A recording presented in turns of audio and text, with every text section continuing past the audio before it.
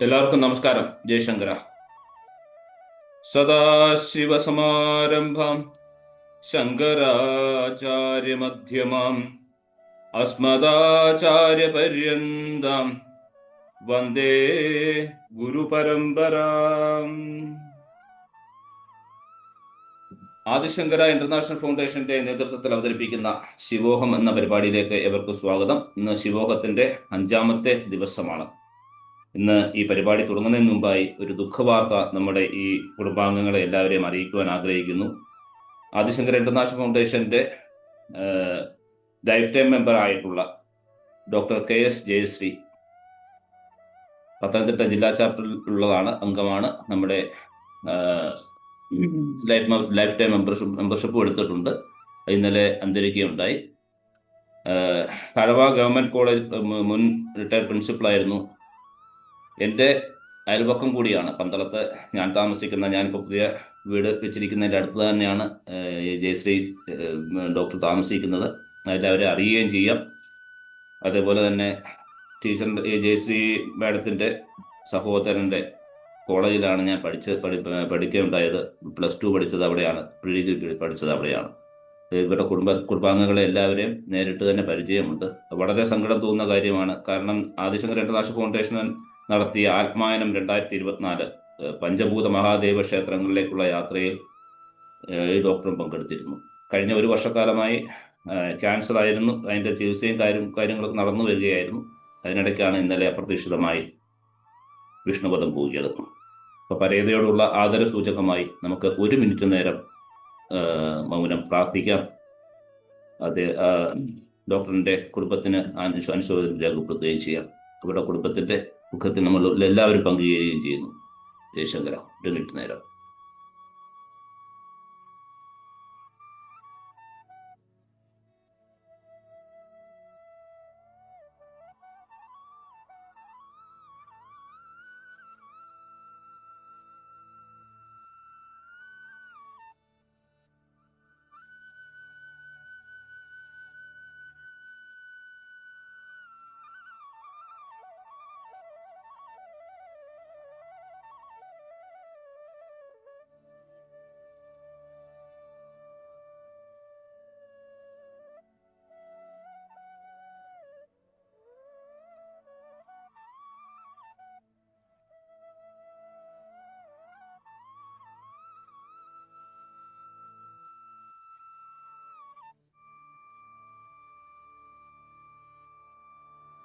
ജയശങ്കര.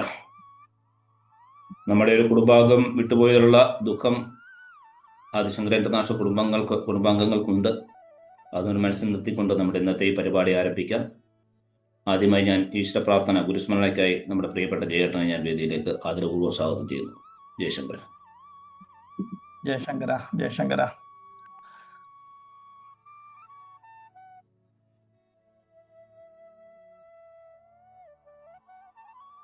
അങ്ങയുടെ മ്യൂട്ടാണ്. ഓം അജ്ഞാനാന്തർഗഹനപതിതൻ ആത്മവിദ്യോപദേശൈഃ ത്രാതും ലോകാൻ ഭവതവശിഖാ താപപാപച്യമാനൻ മുക്ത്വാ മൗനം വടപിടപിനോ മൂലതോ നിഷ്പതന്തി ശംഭോർമൂർത്തിശ്ചരതി ഭുവനേ ശങ്കരാചാര്യരൂപാ സദാശിവസമാരംഭാം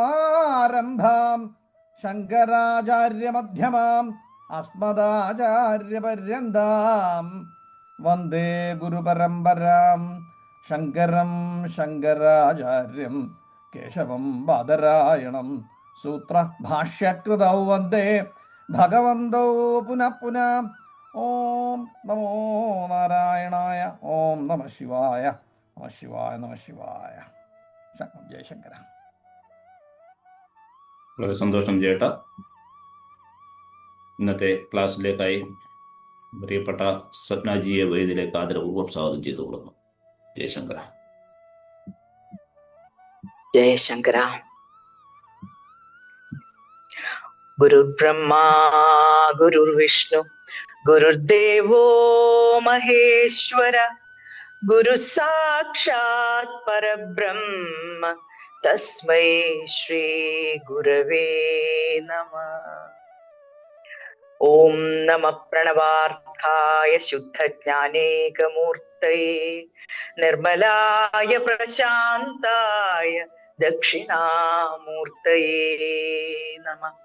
ത്വമേവ മാതാ ച പിതാ ത്വമേവ ത്വമേവ ബന്ധുശ്ച സഖാ ത്വമേവ ത്വമേവ വിദ്യാ ദ്രവിണം ത്വമേവ ത്വമേവ സർവം മമ ദേവദേവ.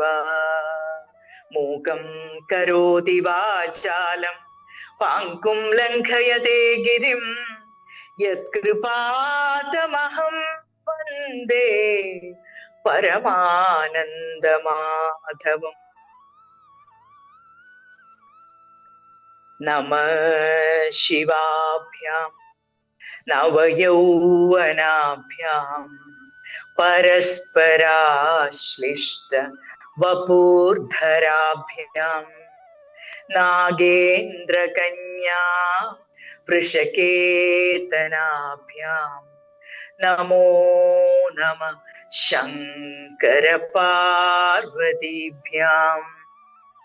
നമോ നമഃ ശങ്കര പാർവതീഭ്യാം. സുഖസ്വരൂപിണി മധുരവാണി സുഖസ്വരൂപിണി മധുരവാണി ചൊക്കനാഥ് മനോ കിഴുമീനാക്ഷി ചൊക്കനാഥ് മനോമ കിഴുമീനാക്ഷി ജഗജ്ജനനി ശുകപാണി കല്യാണി ജഗജ്ജനനി.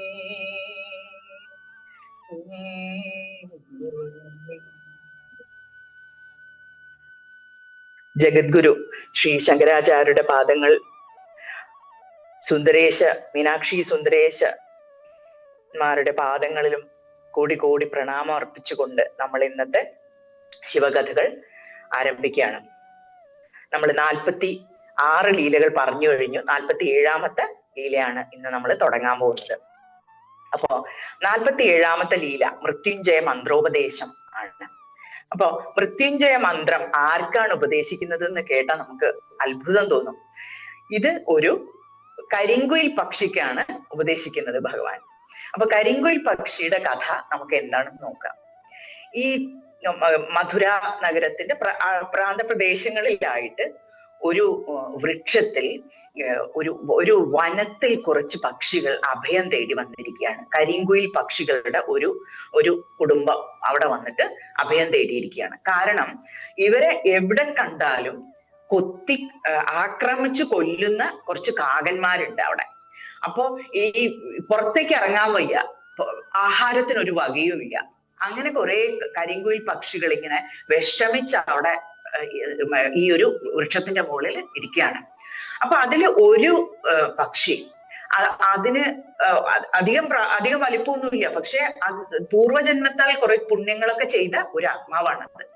അപ്പൊ ചിന്തിച്ചു, ഇങ്ങനെ ശത്രുക്കളെ ഭയന്ന് ജീവിക്കുന്നതിനേക്കാളും നല്ലത് മരിക്കുന്നതാണ്. കാരണം ഒരു തെറ്റും ചെയ്യാതെ വെറുതെ ഇങ്ങനെ ആക്രമിക്കപ്പെടുക. അപ്പൊ ഇതിനെന്ത് വേണം? ശക്തന്മാർ അശക്തന്മാരെ ആക്രമിക്കുന്നത് അത് ഭൂമിയിലെ സ്വഭാവമാണ്. അപ്പൊ അത് കണ്ടിട്ട് അത് ശരിയല്ല, അതിനെന്ത് ചെയ്യണം? നമ്മൾ ഈ ശക്തന്മാരെക്കാൾ കൂടുതൽ ശക്തന്മാരാവണം, ബലവാന്മാരാവുക എന്നുള്ളത് മാത്രമാണ് ഇതിനൊരു വഴി എന്നുള്ളത് ഈ ഒരു കരിങ്കുയിലിന് നല്ല ബോധ്യം വന്നു. ചിന്തിച്ചു, അപ്പൊ അതിനെന്ത് ചെയ്യണം, ഈ ശക്തി ഉണ്ടാവാൻ എന്ത് ചെയ്യണം എന്നൊക്കെ ചിന്തിച്ച് ഈ കരിങ്കുയിൽ ഇങ്ങനെ ഇരുന്നു. അങ്ങനെ ഇരിക്കുന്ന സമയത്ത് ഒരു തീർത്ഥത്തിന്റെ അടുത്ത് വന്നിട്ട് ഈ കരിങ്കുയിൽ പക്ഷി ഇങ്ങനെ ഇരിക്കുകയാണ്. അപ്പോഴാണ് കാണുന്നത് ഒരു മുനി അവിടെ വസിക്കുന്നുണ്ട്. ധാരാളം ശിഷ്യന്മാരോടൊത്ത് ഒരു മഹർഷി അവിടെ താമസിക്കുന്നുണ്ട്. ആ മുനീന്ദ്രൻ ഒരുപാട് ജ്ഞാനങ്ങളൊക്കെ ശിഷ്യന്മാർക്ക് പകർന്നുകൊണ്ട് അവിടെ ജീവിക്കുന്നുണ്ട്. അപ്പൊ തീർത്ഥത്തിൽ വന്നിട്ട് ഇങ്ങനെ കുളിക്കുന്നത് കാണാം ഈ ശിഷ്യന്മാരും ഗുരു ഒക്കെ. അപ്പൊ അവര് തമ്മിലുള്ള സത്സംഗങ്ങൾ, അത് എവിടെ വെച്ചിട്ടാണ് ഗുരു ഒരു സത്സംഗം നടക്കുക എന്നറിയില്ല, അതൊന്നും പ്രീ പ്ലാൻഡ് ആയിരിക്കില്ല, പെട്ടെന്നായിരിക്കും. അപ്പൊ ചിലപ്പോ അവിടെ കുളപ്പടവിൽ ഇരുന്നിട്ടായിരിക്കും ശിഷ്യന്മാർക്ക് ജ്ഞാനോപദേശം നൽകുന്നത്. അതിങ്ങനെ കേട്ടുകൊണ്ട് ഇരുന്നപ്പോ ഈ പക്ഷിക്ക് എന്തെന്നില്ലാത്തൊരു മനസ്സിനൊരു ധൈര്യം വന്നു. അപ്പൊ ഇവര് പറയുന്നതാണല്ലോ ശരി. അപ്പൊ അവരിങ്ങനെ കേട്ടുകൊണ്ടിരിക്കുകയാണ്. ഒരു ദിവസം ഒരു മുനി ഇങ്ങനെ പറഞ്ഞുകൊണ്ട് പോവാണ്, ആധിയും വ്യാധിയും രോഗാപമൃത്യുക്കളും ബാധകളും മറ്റു ദുഃഖങ്ങളും തീർക്കുവാൻ ശ്രീ പരമേശ്വരനല്ലാതെ മറ്റാരും ഈ ത്രിലോകങ്ങളിലില്ല. കാലാരിയുടെ ക്ഷേത്രങ്ങളിൽ വെച്ച് ഹാലാസ്യമായ ശിവക്ഷേത്രമാണ് അത്യുത്തമം. അവിടെ സേവിക്കുന്നവരെ മഹേശ്വരൻ ശീഘ്രം അനുഗ്രഹിക്കുന്നതാണ്. എല്ലാ തീർത്ഥങ്ങളിലും വെച്ച് ഏറ്റവും ശ്രേഷ്ഠമായതാണ് ഹേമപത്മിനി തീർത്ഥം. ലിംഗങ്ങളിൽ വെച്ച് ഉത്തമവും സർവശുഭപ്രദവുമാണ് സോമസുന്ദരലിംഗം. ഇങ്ങനെ ഈ ലിംഗമാഹാത്മ്യവും ഹേമപത്മിനി മാഹാത്മ്യവും എല്ലാം ഇങ്ങനെ പറഞ്ഞുകൊണ്ട് മുനി ഇങ്ങനെ നടന്നു പോകുന്നത് ഈ പക്ഷി കേൾക്കാനിടയായി. അങ്ങനെ ആശ്രിത രക്ഷകനും ആമയനാശനനുമാണ് ഭഗവാൻ എന്ന് കേൾക്കുകയാണ്. അപ്പൊ മറ്റാരും തുണയില്ലാത്ത അവർക്ക് രക്ഷ നേടാൻ ഒരൊറ്റ വഴിയുള്ളൂ, ഈ ഭഗവാനെ ആശ്രയിക്കുക എന്ന് ഈ മുനി പറയുന്നതിൽ നിന്ന് ഈ പക്ഷിക്ക് മനസ്സിലായി. അങ്ങനെ ഈ ശക്തന്മാരല്ലാത്ത ഈ കൂട്ടത്തിൽപ്പെട്ട ഈ ഒരു കരിങ്കുയിൽ പക്ഷി തീരുമാനിക്കുകയാണ്, എനിക്കും ഹാലാസ്യനാഥനെ തന്നെ ഭജിച്ച് ശക്തനായിട്ട് ഇവിടെ ജീവിക്കണം. ഇങ്ങനെ മറ്റുള്ളവരെ ഭയന്നുകൊണ്ട് സമാധാനം ഇല്ലാതെ ജീവിക്കുന്നതിലും നല്ലത് ശക്തി നേടി നമ്മുടെ സെൽഫ് ഡിഫൻസ്, എന്നെ ആക്രമിക്കുന്നവനെ അവനേക്കാൾ ശക്തനായി കഴിഞ്ഞാൽ എനിക്ക് തിരിച്ചടിക്കാൻ പറ്റും, ആരും ഭയന്നിട്ട് എൻ്റെ അടുത്തേക്ക് വരില്ല. അങ്ങനെയൊക്കെ ചിന്തിച്ച് ഈ പക്ഷി വിസ്മയഭരിതനായി എന്നിട്ട് വേഗം പോയി. അപ്പൊ മനസ്സിലൊന്ന് കണ്ടു നോക്കേ, ഒരു ചെറിയ ഇത്തിരി പോന്ന ഒരു കരിങ്കുയിൽ, ആ കരിങ്കുയിൽ ഇങ്ങനെ ആ കൊച്ചു പാദങ്ങളൊക്കെ വെച്ച് നടന്ന് പോയി ആ ഹേമപത്മിനി തീർത്ഥത്തിൽ പോയിട്ട് മുങ്ങി ഭഗവാനെ ഭക്തിയോട് കൂടി പ്രദക്ഷിണം വെക്കുകയാണ്. ആ നനഞ്ഞു കിടക്കുന്ന തൂവലുകളൊക്കെ ആയി ആ പക്ഷി ഇങ്ങനെ ശിവശിവ ശിവശിവ ശിവശിവ എന്ന് പറഞ്ഞ് ഇവര് ചെയ്യുന്നതൊക്കെ കണ്ടു പഠിക്കുകയാണ്. അപ്പൊ ഈ സത്സംഗത്തിന്റെ മഹത്വം കാണിക്കുകയാണ് ഒരു പക്ഷിക്ക് പോലും.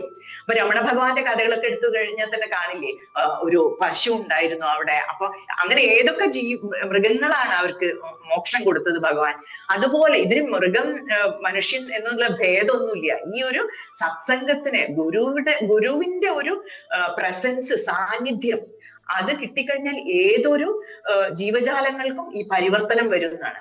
അപ്പൊ ഈ കൊച്ചു കരിങ്കുയിൽ ഇങ്ങനെ നടന്ന് ഭഗവാനെ പ്രാർത്ഥിച്ചുകൊണ്ട് ഈ ക്ഷേത്രത്തിന് ചുറ്റുമായിട്ട് ഇങ്ങനെ പ്രദക്ഷിണം വെച്ചുകൊണ്ടിരിക്കണം. ആളുകളൊക്കെ ഇങ്ങനെ വേഗത്തിൽ നടന്നൊക്കെ പോകുന്നുണ്ട്, അപ്പൊ തട്ടിപ്പോകുന്നൊക്കെ ഉണ്ട്. അപ്പൊ കാണില്ല, ഇത്തിരി പോകുന്ന പക്ഷിയല്ലേ, ആരും കാണുന്നില്ല. അപ്പൊ എന്നാലും നടന്ന് ഇങ്ങനെ പ്രദക്ഷിണം വെക്കുക. ഭഗവാൻ ഇതൊക്കെ കണ്ടുകൊണ്ടിരിക്കുകയാണ്. ഭഗവാന് വലിയ കാരുണ്യം തോന്നി ആ പക്ഷിയോട്. അപ്പൊ ഭഗവാൻ പറയും പക്ഷി കുലോത്തമ. ഭഗവാൻ പ്രത്യക്ഷായി എന്നിട്ട് പറയും, പക്ഷി കുലോത്തമ, ഭവാൻ ഈ ത്രക്ഷര മന്ത്രത്തെ ബ്രഹ്മ മുഹൂർത്തത്തിൽ ചിന്മയനായ എന്നെ ചിന്തിച്ചുകൊണ്ട് ധ്യാനിക്കുക, ഈ മന്ത്രം ജപിക്കാൻ. അപ്പൊ മൃത്യുഞ്ജയ മന്ത്രമാണ് ഉപദേശിച്ചു കൊടുക്കുന്നത്. എന്നിട്ട് പറയും, രാവിലെ ബ്രാഹ്മ മുഹൂർത്തത്തിൽ, മനുഷ്യന്മാരോട് പറഞ്ഞു കൊടുക്കുന്ന പോലെ തന്നെ ഞാൻ പറഞ്ഞു കൊടുക്കുന്നത്, ബ്രാഹ്മ മുഹൂർത്തത്തിൽ എഴുന്നേറ്റ് ഈ മന്ത്രം ജപിച്ചാൽ നീ ശക്തനാകും. എന്നിട്ട് പങ്കങ്ങളെല്ലാം, നിന്റെ സങ്കടം മുഴുവൻ, പാപം മുഴുവൻ നശിച്ചു പോകും. നിന്റെ പൂർവ്വജന്മത്തില് നീ പുണ്യം മാത്രമേ ചെയ്ത, അല്പം പാപകർമ്മങ്ങളും ബാക്കിയുണ്ട്. അതുകൊണ്ടാണ് ഇതൊക്കെ അനുഭവിക്കേണ്ടി വരുന്നത്. ഈ മൃത്യുഞ്ജയ മന്ത്രം ജപിച്ചു കഴിഞ്ഞാൽ നിന്റെ പാപങ്ങളെല്ലാം അകന്ന്, നിന്റെ ദുഃഖങ്ങളെല്ലാം അകന്ന് നിനക്ക് സന്തോഷമായിട്ടുള്ള ഒരു ജീവിതം ഉണ്ടാവും എന്ന് ഭഗവാൻ പറയാണ്. അങ്ങനെ നിന്റെ വംശജന്മാർക്ക് ഈ മന്ത്രം ഉപദേശിക്കുകയാണ്. ഈ കരിങ്കുലിന് മാത്രമല്ല, അവിടെ പേടിച്ച് വൃക്ഷത്തിന്റെ മുകളിൽ അഭയം പ്രാപിച്ചിരിക്കുന്ന ഒരു വലിയ കുടുംബം തന്നെ ഉണ്ട്. അപ്പൊ പറയും, അവർക്കും കൂടി പോയി ഈ മന്ത്രം നീ ഉപദേശിച്ചു കൊടുത്തോളൂ. അപ്പൊ ഗുരു സമ്മതം കൊടുക്കുകയാണ് മന്ത്രം അവർക്കും കൂടി ഉപദേശിക്കാൻ. എന്നിട്ട് പറയും, നിന്റെ ഭയം തീർന്ന് സർവ്വകാമങ്ങളും ലഭ്യമാകുന്നതാണ് എന്നൊരു പ്രതിജ്ഞ കൊടുക്കും. അപ്പൊ ഈ കരിങ്കുലിന് വളരെ സന്തോഷാവും. അപ്പൊ മനുഷ്യന്മാർ എത്രയോ കാലം ഭജിച്ചാലാണ് ഭഗവാൻ പ്രത്യക്ഷ പ്രത്യക്ഷനാവുക. അപ്പൊ ഈ ഒരു കൊച്ചു കുയിലിന്റെ കുട്ടി ഇങ്ങനെ നടന്ന് പ്രദക്ഷിണം വെച്ച് എന്നും ചെയ്യും. അത് കണ്ടിട്ടാണ് ഭഗവാൻ ഇത്രയും കാരുണ്യം വന്നത്. അങ്ങനെ മന്ത്രം കിട്ടിയപ്പോ ഈ കരിങ്കുയിൽ ഭക്തി വിവശനായി പിന്നെയും ശ്രീശങ്കരനെ കുമ്പിട്ട് സ്തുതിച്ചു. എന്നിട്ട് സുന്ദരേശൻ അരുളി ചെയ്ത ആ മന്ത്രജപമൊക്കെ തുടങ്ങി. അല്പകാലം കൊണ്ട് തന്നെ മന്ത്രവൈഭവം വന്നു. പക്ഷി അതിശക്തനായി ചമഞ്ഞു. അപ്പോ അങ്ങനെ മന്ത്രത്തിന്റെ ആ ഒരു സിദ്ധിയൊക്കെ വന്ന സമയത്ത് നല്ല തപോനിഷ്ഠനായി കഴിഞ്ഞു ഈ പക്ഷി. കാണുമ്പോ തന്നെ മറ്റുള്ള പക്ഷികൾക്ക് മനസ്സിലായി സംതിങ് ഹാസ് ചേഞ്ച്ഡ്, എന്തോ ഒന്ന് ഇവനിൽ ഒരു മാറ്റം വന്നിട്ടുണ്ടല്ലോ, അല്ലെ? അപ്പൊ നമ്മുടെ ഭക്തിയാണ് നമ്മുടെ ശക്തി, നമ്മുടെ തപസ്സാണ് നമ്മുടെ ശക്തി. അപ്പൊ ഇതെല്ലാം നമ്മളിപ്പോ ഒരുപാട് യൂട്യൂബ് വീഡിയോസും എല്ലാം കേൾക്കുന്നുണ്ടാവും. പക്ഷെ ഒരു കാര്യം നമ്മൾ ശരിക്കും മനസ്സിലാക്കേണ്ടതുണ്ട്, നമ്മൾ ജപിക്കുന്നത് മാത്രമേ നമ്മൾക്ക് ഉണ്ടാവുള്ളൂ. ഈ പറയുന്നതൊക്കെ ഇതൊന്നും നമ്മൾക്ക് ആക്ച്വലി നമ്മളെ സഹായിക്കണമെങ്കിൽ നമ്മൾ ചെയ്യുന്ന പുരുഷാർത്ഥം, നമ്മൾ ചെയ്യുന്ന ആ തപസ്, നമ്മൾ ചെയ്യുന്ന ജപം, നമ്മൾ ചെയ്യുന്ന ധ്യാനം, അത് ചെയ്താൽ തന്നെ കിട്ടുള്ളൂ. അല്ലാതെ വെറുതെ കേട്ടത് കൊണ്ട് ഒന്നും കിട്ടില്ല. അപ്പൊ ഇരുന്ന് സാധന ചെയ്യാനുള്ള ഒരു മനസ്സ് നമ്മൾ ഉണ്ടാക്കിയെടുക്കണം. എന്ത് വേണമെങ്കിൽ ജീവിതത്തിൽ നമ്മൾ ശക്തരാകണമെങ്കിൽ. ഇപ്പൊ കണ്ടു, ഈ കരിങ്കുയിൽ ശക്തനായിട്ട് എന്താ ചെയ്യുന്നെന്ന് പറഞ്ഞു തരാം. അതിശക്തനായിട്ട് തിരിച്ചവിടേക്ക് പോവാണ്. ആദ്യം തന്നെ കൊത്തി ആക്രമിച്ച് നമ്മുടെ കുടുംബത്തിനെ ഒക്കെ ഓടിച്ചു വിട്ട ഈ കാകന്മാരുടെ അടുത്ത് പോയിട്ട് അവിടെ നിന്നു. അപ്പൊ കാകന്മാരൊക്കെ വന്ന് പതുക്കെ ഒന്ന് നോക്കും, എന്താ അവന് ഇത്ര ധൈര്യം? ഇതുവരെ ഓടിക്കൊണ്ടിരുന്ന ഈ കരിങ്കുയിൽ കുട്ടി എന്താ ഇങ്ങനെ വന്ന് ധൈര്യത്തോടെ നിൽക്കുന്നത്? അവര് മെല്ലെ ആക്രമിക്കാനൊക്കെ ഒന്ന് നിന്ന് നോക്കി. ഒരു നോട്ടം കൊണ്ട് തന്നെ മനസ്സിലായി ഈസ് വെരി പവർഫുൾ എന്ന് മനസ്സിലായി. എന്നിട്ട് അടുത്ത് വന്നപ്പോഴേക്കും കൊത്തി മൃത്യുഞ്ജയ മന്ത്രത്തോടു കൂടി ഉള്ള ആ ഒരു ശക്തിയോടുകൂടി ഇരിക്കുന്ന ആ കരിങ്കുയിൽ എന്തു ചെയ്തു? കാക്കകളുടെ എല്ലാം തല അവൻ കൊത്തിപ്പൊളിച്ചു. എല്ലാവരെയും ഒറ്റയടിക്ക് തലയൊക്കെ കൊത്തി രക്തം വാർന്നൊഴുകുന്ന കാകന്മാര് ഭയന്ന് ഓടി ഒളിച്ചു. എന്നിട്ട് എല്ലാവരും വിസ്മയിച്ചു. ആളുകൾ ഇത് കാണാത്ത കാഴ്ചയാണ്. അപ്പൊ സാധാരണ അവര് കാണുന്നത് നേരെ മറിച്ചാണ്. അപ്പൊ എല്ലാവരും അത്ഭുതത്തോടു കൂടി നോക്കി. എന്നിട്ട് അവനെ അന്നു മുതൽ ബലിയാൻ എന്ന ഒരു പേര് കൊടുത്തു. ബലവാനായിട്ടുള്ള ഈ കരിങ്കുയിൽ പക്ഷിയെ ബലിയാൻ എന്ന് പേര് കൊടുത്തു. അങ്ങനെ മറ്റു പക്ഷികൾക്കും ഈ ബലിയാൻ മന്ത്രം ഉപദേശിച്ചു കൊടുത്ത് എല്ലാവരും ഭഗവാനെ ഭജിച്ച് ഇതുപോലെ ശക്തരായി തീർന്നു. അപ്പൊ ആ പ്രദേശത്ത് കുറച്ച് കരിങ്കുയിലുകള്, നല്ല തപോധനന്മാരായിട്ടുള്ള കരിങ്കുയിലുകൾ ഉണ്ടായി. അവരെ ജീവിതം അവര് സന്തോഷാക്കി തീർത്തു. അങ്ങനെ ഭയം കൂടാതെ ജീവിക്കാനുള്ള അവസരം ഭഗവാൻ നൽകി. അപ്പൊ ഇതാണ് ഈ കരിങ്കുയിൽ പക്ഷികൾ ഇപ്പോഴും കാലത്ത് സ്ഫുരിപ്പിക്കുന്ന കൂജിത മന്ത്രം. അപ്പൊ രാവിലെ ഇങ്ങനെ കുയിലുകൾ കൂവില്ലേ, ആ കൂവല് ശരിക്കും മൃത്യുഞ്ജയ മന്ത്രമാണ് എന്നാണ് പറയപ്പെടുന്നത്. അതേപോലെ തന്നെ ബ്രാഹ്മ മുഹൂർത്തത്തിൽ ഉച്ചരിക്കുന്ന മർത്യന്റെ പാതകവും ആദിവ്യാധികളും ശത്രുക്കളും എല്ലാം ശീഘ്രം നശിച്ചു പോകുന്നതാണ്. മാത്രമല്ല സമസ്ത സൗഖ്യങ്ങളും ദീർഘായുസ്സും സർവജ്ഞ സായുജ്യവും ലഭിക്കുന്നതാണ് എന്ന് അഗസ്ത്യ മഹർഷി തന്റെ ശിഷ്യന്മാർക്ക് ഈ മഹാലാസ്യ മഹാത്മ്യം പറഞ്ഞു കൊടുത്തു. അങ്ങനെ ഇത് പറയുന്നവർക്കും കേൾക്കുന്നവർക്കും എല്ലാ ഭയങ്ങളും നശിച്ച് സമസ്ത സൗഖ്യങ്ങളും ഉണ്ടാകട്ടെ എന്ന് അഗസ്ത്യ മഹർഷി പറഞ്ഞു. അങ്ങനെ ഈ കഥ കേൾക്കുമ്പോ ഈ ശക്തിയുള്ളവർ ശക്തിയില്ലാത്തവരെ ഉപദ്രവിക്കുന്ന കഥ. അപ്പൊ ഇങ്ങനത്തെ സാഹചര്യത്തില് ഒരു കഥ ഓർമ്മ വരികയാണ്. ഇത് പവർ ഓഫ് പ്രയർ എന്ന് പറയും, പ്രാർത്ഥനയുടെ ശക്തി എന്ന് പറഞ്ഞിട്ട്. കുറച്ച് വർഷങ്ങൾക്ക് മുമ്പ് ഉറുവാണ്ട എന്ന് പറയുന്ന ഒരു എന്ന പേരായിട്ടുള്ള ഒരു സ്ഥലത്ത് ഒരു വലിയൊരു വിപ്ലവം നടന്നിട്ടുണ്ടായിരുന്നു. അവിടെ ടൂട്സീസ് ആൻഡ് ഹൂട്സീസ് രണ്ട് ഗ്രൂപ്പ് ഉണ്ട്. അപ്പൊ ഹൂട്സീസ് എന്ന് പറഞ്ഞാൽ ഒരു 9 മില്യൺ ആളുകളോളം വരും. അതിൽ ടൂട്സീസ് എന്ന് പറഞ്ഞാൽ 1 മില്യൺ. അപ്പൊ മൈനോറിറ്റിയാണ് ടൂട്സീസ്. അപ്പൊ ഇങ്ങനെ രണ്ട് വിഭാഗങ്ങളെ ഒരു നേതാവ് പെട്ടെന്ന് മരണം സംഭവിച്ചു. അതോടുകൂടി വലിയൊരു വിപ്ലവം നടന്നു. അതുവരെ എല്ലാവരും നല്ല സ്നേഹത്തോടെയും ഒരുമയോടും കൂടിയൊക്കെ ജീവിച്ചു. അപ്പൊ അതിലുണ്ടായ ഒരു ലെഫ്റ്റ് ടു ടെൽ എന്ന് പറഞ്ഞിട്ട് ഒരു ബുക്ക് ഉണ്ട്. അതിലാണ് ഇതിനെപ്പറ്റി വിവരിക്കുന്നത്. അതില് ഇമാക്കുലി ലിൽ ബഗീസ എന്ന് പറഞ്ഞിട്ടുള്ള ഒരു സ്ത്രീ, ഇമാക്കുലി ലിൽ ബഗീസ, അവര് എഴുതിയിരിക്കുന്ന ഒരു ബുക്കാണിത്. അവര് UN അംബാസിഡർ ഒക്കെ ആയിട്ട് ഇരുന്നിട്ട് ഇപ്പോഴുണ്ടോന്ന് അറിയില്ല. അവര് എഴുതിയ ബുക്കാണ്, അവരുടെ അനുഭവം. ഇവര് ടൂട്ട്സീസിൽ പെട്ട ഒരു സ്ത്രീയായിരുന്നു. അപ്പൊ ആ സമയത്ത് പഠിച്ചുകൊണ്ടിരിക്കുന്ന ഒരു വിദ്യാർത്ഥിയായിരുന്നു. അപ്പൊ അച്ഛനും അമ്മയും കുടുംബവും ഒക്കെ അവിടുന്ന് സ്നേഹത്തോടെ ജീവിച്ച്, അയൽവാസികളോടും എല്ലാം സ്നേഹത്തോടെ ജീവിച്ച് മുന്നോട്ട് പോയിക്കൊണ്ടിരിക്കും. പെട്ടെന്ന് ഒരു ദിവസമാണ് കാര്യങ്ങളൊക്കെ മാറി മറിഞ്ഞത്. അങ്ങനെ സ്കൂളിൽ പോയി തിരിച്ചു വരുമ്പോഴേക്കും കാര്യങ്ങളെല്ലാം മാറി മറിഞ്ഞു. ആളുകൾ അങ്ങോട്ടും ഇങ്ങോട്ടും മഷരി എന്ന് പറഞ്ഞാൽ നമ്മളെ വെട്ടുകത്തിയൊക്കെ എടുത്ത് ഓടുകയാണ് കൊല്ലാൻ വേണ്ടിയിട്ട്.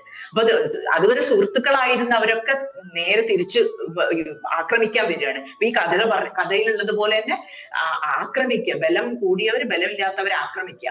അങ്ങനെ അച്ഛനെയും അമ്മേനെയും ഒക്കെ വെട്ടിക്കൊല്ലുന്നത് കാണുകയാണ് അവര് മുന്നിൽ വെച്ച്. അപ്പോ ഒരു നല്ല മനസ്സുള്ള ഒരാള് കുറച്ചാളുകളെ കൂട്ടിക്കൊണ്ടുവന്നിട്ട് ഒരു 3x4 വലിപ്പമുള്ള ഒരു ബാത്റൂമിൽ അഭയം കൊടുക്കുകയാണ് ഒരു അയൽവാസി.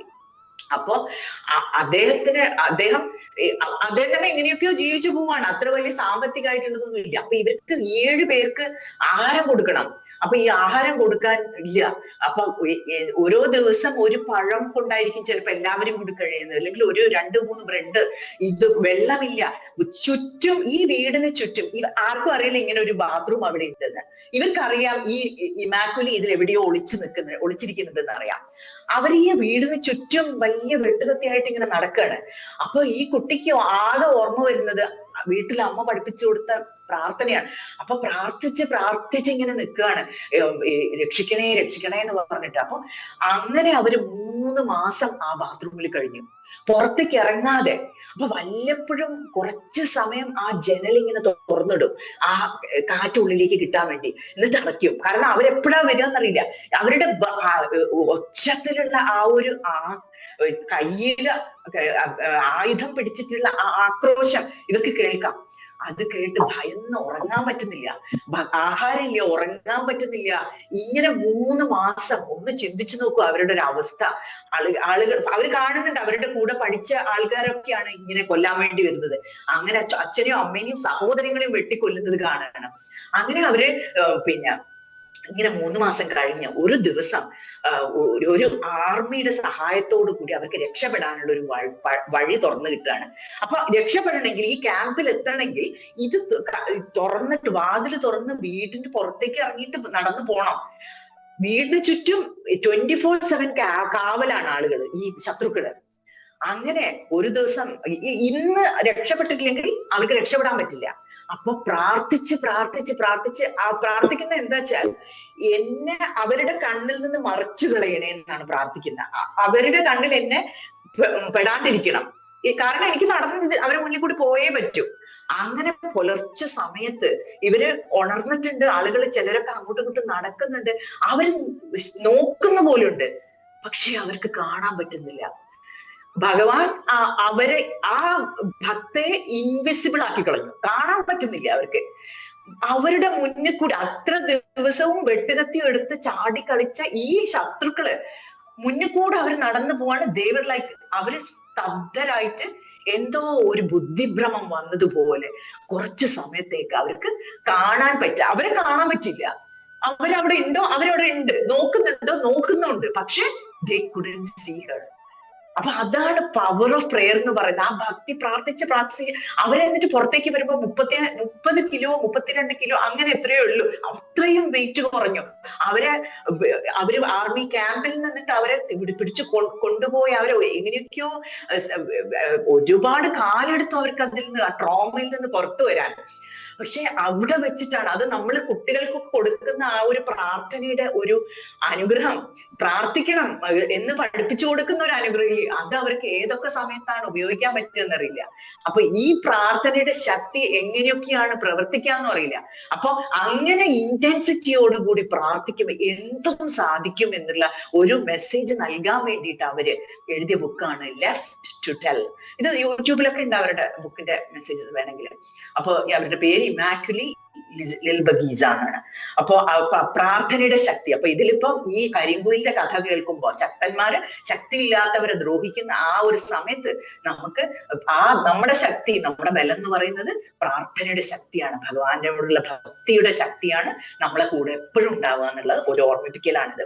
48ാം ലീല ശരാരിയുടെ മോക്ഷപ്രാപ്തി. അപ്പൊ ഈ ഒരു ഹേമപത്മിനിയില്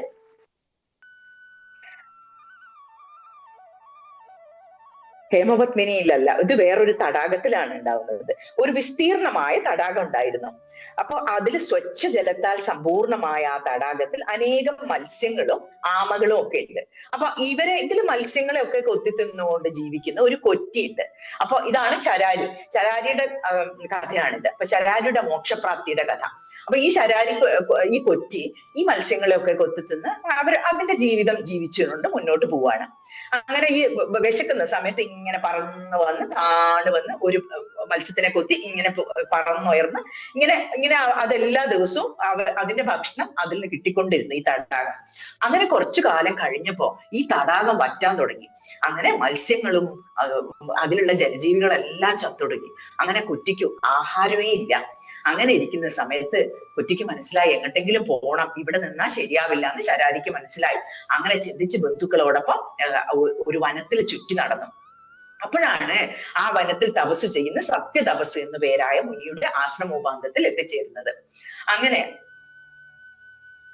ഈ തീർത്ഥത്തില് കുളിക്കുന്ന സമയത്ത് മുമ്പ് പറഞ്ഞതുപോലെ തന്നെ സത്യതപസ് എന്ന ആ മഹർഷി തന്റെ ശിഷ്യനായിട്ടും എല്ലാം ഇങ്ങനെ സംസാരിക്കുന്ന സത്സംഗത്തിന്റെ ഒക്കെ സംസാരങ്ങളെല്ലാം ഇങ്ങനെ പറയുന്ന കാര്യങ്ങളെല്ലാം ശ്രമിച്ച് ഇരിക്കും. അപ്പൊ എന്താണ് ഇവിടെ അപ്പൊ ആഹാരം കഴിക്കുന്നത് ഇതിനെപ്പറ്റി പറയണം. അപ്പൊ ഇവരിങ്ങനെ കുളിച്ചുകൊണ്ടിരിക്കുമ്പോ ഈ അതിലും മത്സ്യങ്ങളുണ്ട്. ഈ കാണുന്ന ഈ തീർത്ഥത്തില്, ഈ തീർത്ഥം എന്താ, ആശ്രമത്തിന്റെ ഭാഗമായിട്ടുള്ള തീർത്ഥാണ്. അതില് മത്സ്യങ്ങളുണ്ട്. ഈ മത്സ്യങ്ങളും ഈ ശിഷ്യന്മാരോടൊക്കെ അവര് തമ്മിലുള്ള ഒരു സ്നേഹം ഈ ശരാരി ഇങ്ങനെ നോക്കി കാണുകയാണ്.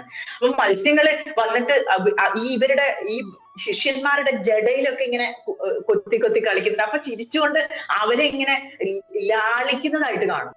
അപ്പൊ ശരാരി ഇങ്ങനെ ഓർക്കും, നോക്കൂ എന്തൊരു സ്നേഹമാണ് അവര് തമ്മില്. എന്തിനാ ഞാൻ ഈ മത്സ്യങ്ങളൊക്കെ കുത്തി കൊല്ലുന്നത്? എനിക്ക് ഇത് കൊല്ലാണ്ട് ജീവിച്ചൂടെ? എന്തിനാ മറ്റുള്ള ജീവജാലങ്ങളുടെ ജീവൻ എടുത്തിട്ട് എന്തിനാ എനിക്ക് ഭക്ഷണം? എനിക്ക് ഇതിനേക്കാളും നല്ലത് ഞാൻ എന്റെ മാംസം തന്നെ കൊത്തി തിന്നാണ്. ഇങ്ങനെയൊക്കെ പറഞ്ഞു ഞാൻ ഇനി മുതൽ ഒരു വെജിറ്റേറിയൻ ആവാൻ പോവാണ് എന്നുള്ള ഒരു തീരുമാനം എടുത്തു ഈ ശരാരി. അങ്ങനെ അന്യഹിംസ ചെയ്യാതെ ജീവിക്കുന്നവൻ ധന്യനാണ് എന്നൊക്കെ ചിന്തിച്ച് അപ്പോഴും മനസ്സിലുണ്ട്, അപ്പൊ പിന്നെ ഞാൻ എന്താ കഴിക്കുക അതും അറിയില്ല. ഇങ്ങനെ ചിന്തിച്ചപ്പോ തന്നെ എന്തായി, രാത്രിയും വന്നെടുത്തു. അപ്പൊ ഇങ്ങനെ ഒരു തീരുമാനം എടുത്തപ്പോ തന്നെ വിശന്നിരിക്കുകയാണ്. പെട്ടെന്ന് ശരാരിക്ക് അതിന്റെ ഉദരം നിറഞ്ഞതായിട്ട് തോന്നി. ഒന്നും കഴിക്കാതെ തന്നെ വയറു നിറഞ്ഞതായിട്ടുള്ള ഒരു പ്രതീതി ഉണ്ടായി. അപ്പോ തടാകത്തിന്റെ പശ്ചിമ തീരത്ത് ഉന്നതമായ മണ്ഡപത്തിൽ സത്യതപസ് മറ്റു മുനിമാർക്കായി പുരാണങ്ങൾ വായിച്ചു കൊടുക്കും. പുരാണങ്ങൾ പാരായണം ചെയ്യുന്ന ഒരു പതിവുണ്ട്. അപ്പൊ അത് കാണാൻ വേണ്ടി ഈ ശരാരി പോയിട്ടിരിക്കും. അങ്ങനെ അപ്പൊ അവര് ഭഗവാനെ കുറിച്ചുള്ള കഥകൾ പറയുമ്പോൾ ആനന്ദ ബാഷ്പവും എല്ലാം രോമാഞ്ചവും ഭക്തിയും എല്ലാം കണ്ടിട്ട് ശരാരിക്കും അതുപോലെ തന്നെ ശരീരത്തെ പോലും മറന്ന് ശരാരി ഇരിക്കാൻ തുടങ്ങി. ശരാരിക്ക് വിശപ്പുമില്ല, ഒന്നുമില്ല. ഇതിങ്ങനെ കേട്ടോണ്ടിരിക്കണം. എന്ത് ആനന്ദാണ് മനസ്സിനെ ഇങ്ങനെയൊക്കെ ഓർത്തുകൊണ്ട് ഇരിക്കുമ്പോ താപസൻ അരുളി ചെയ്തു, ഹാലാസ്യനാഥനായ സുന്ദരേശനുള്ള കാരുണ്യം മറ്റു ക്ഷേത്രങ്ങളിൽ വാഴുന്ന ഈശ്വരന്മാർക്ക് ആർക്കും ഇല്ലെന്ന് നിശ്ചയം. വേഗം തപഫലം വേണമെന്നുള്ളവർ മധുരയിൽ തന്നെ ചെല്ലണം. അന്യത്ര ചെയ്യുന്ന തപസ്സിന് സമാപ്തിയിലേ ഫലം ഉണ്ടാകുള്ളൂ. മറ്റുള്ള സ്ഥലങ്ങളിൽ ചെയ്യുന്ന തപസ്സിന് എല്ലാം കഴിഞ്ഞിട്ടാണ് ഫലം ഉണ്ടാവുക. പക്ഷെ മധുരയിൽ ചെന്ന് ഒരാള് തപസ്സിരിക്കണം, സാധന ചെയ്യണം എന്ന് ചിന്തിക്കിച്ച് അവിടെ പോകുമ്പോ തന്നെ അതിന്റെ ഫലം സിദ്ധിക്കും. ഇങ്ങനെയൊക്കെ ഈ ഗുരു പറയുന്നത് കേട്ട് ശരാരി ഇങ്ങനെ ചിന്തിച്ചു. അപ്പൊ ക്ഷേത്രങ്ങളിൽ വെച്ച് ഹാലാസ്യവും ആണ് ഏറ്റവും ശ്രേഷ്ഠമായ ക്ഷേത്രം, ഇങ്ങനെയൊക്കെ പറഞ്ഞു കൊടുത്തു. തീർത്ഥമഹാത്മ്യവും ലിംഗമഹാത്മ്യവും ഒക്കെ പറയുന്നത് കേട്ടു. അങ്ങനെ സത്യതപസ് എന്ന മാമുനി ചൊല്ലിയ പുരാണ വാക്യങ്ങളെ ശരാരി സാദരം കേട്ടു. എന്നിട്ടോ സമീപത്തുള്ള തീർത്ഥം വെടിഞ്ഞ് അപ്പൊ തന്നെ പറന്നു പോയി ആ മധുരാപുരത്തിൽ എത്തുകയാണ്. അങ്ങനെ പോയി സോമനാഥനെ സ്തുതിച്ച് സങ്കല്പിതങ്ങളായ ദ്രവ്യങ്ങളൊക്കെ. അപ്പൊ ഈ പക്ഷിക്ക് നമ്മള് മനുഷ്യന്മാരെ പോലെ കയ്യും ഒക്കെ ഉപയോഗിച്ചിട്ടൊന്നും ഇങ്ങനെ പൂജ ചെയ്യാനോ അർച്ചന ചെയ്യാനോ ഒന്നും പറ്റില്ല. അപ്പൊ എന്താ ചെയ്തത്, മനസ്സുകൊണ്ട് ഇതാണ് മാനസ പൂജയുടെ ഒരു ശക്തി എന്ന് പറയുന്നത്. അപ്പൊ മനസ്സുകൊണ്ട് പൂജകളൊക്കെ ചെയ്ത് കേട്ട് പഠിച്ചിട്ടുള്ള കാര്യങ്ങളുണ്ട്, എന്തൊക്കെയാ ചെയ്യേണ്ടത് അതൊക്കെ കേട്ട് അതുപോലെ തന്നെ പുഷ്പങ്ങളാൽ അർച്ചിക്കുന്നതായിട്ടും ആ ശിവലിംഗത്തില് പാലുകൊണ്ടും തേനുകൊണ്ടും എല്ലാം അർച്ചന ചെയ്ത്, ഭസ്മം കൊണ്ട് അർച്ചന ചെയ്ത്, ഇങ്ങനെയെല്ലാം അഭിഷേകം ചെയ്ത് ഭസ്മം കൊണ്ട് അഭിഷേകം ചെയ്ത് ഇതൊക്കെ ചെയ്യുന്നതായിട്ട് മനസ്സിൽ സങ്കല്പിച്ച് ഭക്തിപരവശനായി ആ ശരാരി പക്ഷി ഇങ്ങനെ നിന്നു. അപ്പോ ഇതെല്ലാം കണ്ട് ഭഗവാന് വലിയ കാരുണ്യം ഉണ്ടായി. നമ്മൾ നേരത്തെ പറഞ്ഞില്ലേ, ശരാരി നേരത്തെ പറഞ്ഞ ഈ കരിങ്കുയിലിന്റെ കഥ പറഞ്ഞില്ലേ, അതുപോലെ തന്നെ ഭഗവാന് വലിയ കാരുണ്യം ഉണ്ടായി. അപ്പൊ ആദിഭൂതനും സർവജ്ഞനും. അപ്പൊ ബാക്കിയുള്ള പക്ഷികളൊക്കെ, കൊച്ചുകളൊക്കെ എന്താ ചെയ്യുന്നത്, അവര് അന്നത്തെ ഭക്ഷണം, അന്നത്തെ കാര്യങ്ങൾ നടക്കണം, ഭൗതിക കാര്യങ്ങൾ. അപ്പൊ അതിന് വേണ്ടിയിട്ടുള്ള പരക്കം പാച്ചിൽ ചെയ്തുകൊണ്ടിരിക്കും. ഭഗവാൻ നോക്കുമ്പോ കാണുകയാണ് ഒരു ചെറിയ കൊറ്റി മാത്രം ഇരുന്നിട്ട് ഭഗവാനെ ധ്യാനിച്ചുകൊണ്ട് ഭഗവാന്റെ ആ സുന്ദരേശ ലിംഗത്തിൽ ഇങ്ങനെ അഭിഷേകം ചെയ്യുന്ന, പാലുകൊണ്ടും എല്ലാം അഭിഷേകം ചെയ്യുന്നതായിട്ട് ഇങ്ങനെ സങ്കല്പിച്ചിങ്ങനെ നിൽക്കുന്നതാണ് കാണുന്നത്. അപ്പൊ ഭഗവാന് ഹൃദയം അങ്ങോട്ട് അലിഞ്ഞു. എന്നിട്ട് ശ്രീ പാർവതി, അപ്പൊ ദേവി ഇങ്ങനെ കാണുന്നുണ്ട്. അപ്പൊ ദേവി കാണിച്ചു കൊടുക്കും, കണ്ടു ആ പക്ഷിയെ കണ്ടു അന്ന്. അപ്പൊ 15 നാൾ അങ്ങനെ പൂജിച്ചു എന്നാണ് പറയുന്നത്. അപ്പൊ ജലത്തിൽ നീന്തുന്ന, അപ്പൊ ഇങ്ങനെ ഇരിക്കുന്ന സമയത്തും ഈ കൊച്ചിയായ നമ്മൾ ഓരോ സ്പീഷീസിനും അതിൻ്റെതായ തരത്തിലുള്ള ചില വാസനകൾ ഉണ്ടാവും അല്ലെ. അപ്പൊ അതുപോലെ തന്നെ ഈ കൊറ്റിയായി വന്നിട്ടുള്ള ഈ പക്ഷിക്കുള്ള വാസന എന്താണ്, മത്സ്യങ്ങളെ കണ്ടാൽ അപ്പൊ അതിനെ കഴിക്കാനൊന്ന് തോന്നും. കാരണം എത്രയോ ഒരുപക്ഷെ ജന്മങ്ങളായിട്ടുള്ള വാസനയായിരിക്കും. അപ്പൊ ആഹാരത്തിനോടൊക്കെയുള്ള വാസന നമുക്ക് ജന്മങ്ങളായിട്ടുള്ളതായിരിക്കും. അപ്പൊ ഇതിന് ആ തീർത്ഥത്തില്, ഹേമപത്മിനി തീർത്ഥത്തില് നല്ല വലുപ്പമുള്ള നല്ല മത്സ്യങ്ങൾ ഇങ്ങനെ തുള്ളിച്ചാടി കളിക്കുന്നുണ്ട് അവിടെ ആനന്ദത്തോടെ. അത് കണ്ടപ്പോ ആദ്യം അതൊക്കെ കണ്ടിങ്ങനെ സന്തോഷത്തോടെ നിൽക്കും. പെട്ടെന്ന് ഈ വാസന ഒന്ന് തലപൊക്കി. ആ വാസന തലപൊക്കി തന്നെ അപ്പൊ തന്നെ വിഷമം തോന്നിയ ഈ പക്ഷിക്ക്, അയ്യോ ഞാൻ ഭഗവാനെ ഭജിക്കാൻ വേണ്ടി ഇവിടെ വന്നിട്ട് ഈ തീർത്ഥത്തിലുള്ള ഈ മീനുകളെ കഴിക്കണമെന്ന് ഞാൻ മനസ്സിൽ ഒരു നിമിഷമെങ്കിലും അങ്ങനെ ഒരു ചിന്ത എനിക്ക് വന്നല്ലോ. ഭഗവാനെ എനിക്ക് എന്നോട് പൊറുക്കണേ എന്ന് പറഞ്ഞ് വല്ലാതെ വിഷമിക്കുന്നത് കണ്ടു ഭഗവാൻ. അപ്പോഴെന്ത് ചെയ്തു, അപ്പൊ ഭഗവാൻ ഒരു കാരുണ്യം ചെയ്തു. അത് ചിന്തിച്ചു പോയല്ലോ എന്ന് വിഷമിക്കുമ്പോഴേക്കും ആ ഹേമപത്മിനി തീർത്ഥത്തിലുള്ള എല്ലാ ജലജീവികളെയും ഭഗവാൻ മാറ്റിക്കളഞ്ഞു. ആ വിഷമിച്ച് കണ്ണു തുറക്കുന്ന പക്ഷി കാണുകയാണ് ഈ തീർത്ഥത്തിൽ ഒരു മീന് പോലും ഇല്ല. അപ്പൊ എന്തായി, ഭഗവാൻ പറഞ്ഞു, ശരി നിനക്ക് അങ്ങനെ വിഷമം തോന്നുന്നുണ്ടോ, നിനക്ക് അങ്ങനെ ഒരു വാസന വരുന്നുണ്ടോ, എന്നാൽ ഞാൻ ഇന്നു മുതൽ ഹേമപത്മിനി തീർത്ഥത്തിൽ ഒരു ജലജീവികളും ഉണ്ടാവില്ല. അതാണ് ഇപ്പോഴും മത്സ്യങ്ങളൊന്നും ഇല്ല അവിടെ എന്നുള്ളത് കാണാൻ പറ്റും. അപ്പൊ ഇങ്ങനെ ഒരു ജന്തുവിഹീനമാക്കി തീർത്തു എന്നാണ് ഹേമപത്മിനിയെ.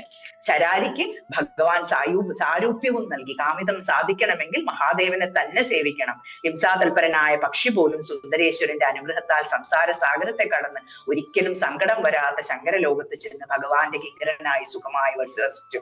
അപ്പൊ ഇങ്ങനെയാണ് 48ാം ലീല വരുന്നത്. അപ്പൊ ഒരു ശരാരി പക്ഷിക്കും ഒരു കരിങ്കുയിലിനും എല്ലാം മോക്ഷം കൊടുക്കുന്ന ഈ കാരുണ്യനിധിയായിട്ടുള്ള സുന്ദരേശന്റെ പാദങ്ങളിൽ സാഷ്ടാംഗം പ്രണമിച്ചുകൊണ്ട് ഇത് കേൾക്കുന്നവർക്കും ഇത് പറയുന്നവർക്കും എല്ലാം ശക്തിയും തപസ് ചെയ്യാനുള്ള ശക്തി, സാധന ചെയ്യാനുള്ള ശക്തിയും ജ്ഞാനം ഗ്രഹിക്കാനുള്ള ശക്തിയും എല്ലാം നൽകി ഭഗവാൻ അനുഗ്രഹിക്കുമെന്ന് പറഞ്ഞുകൊണ്ട് അഗസ്ത്യ മഹർഷി അടുത്ത ലീലയിലേക്ക് കടന്നു. 49ാമത്തെ ലീല പുരസീമാ പ്രദർശനം.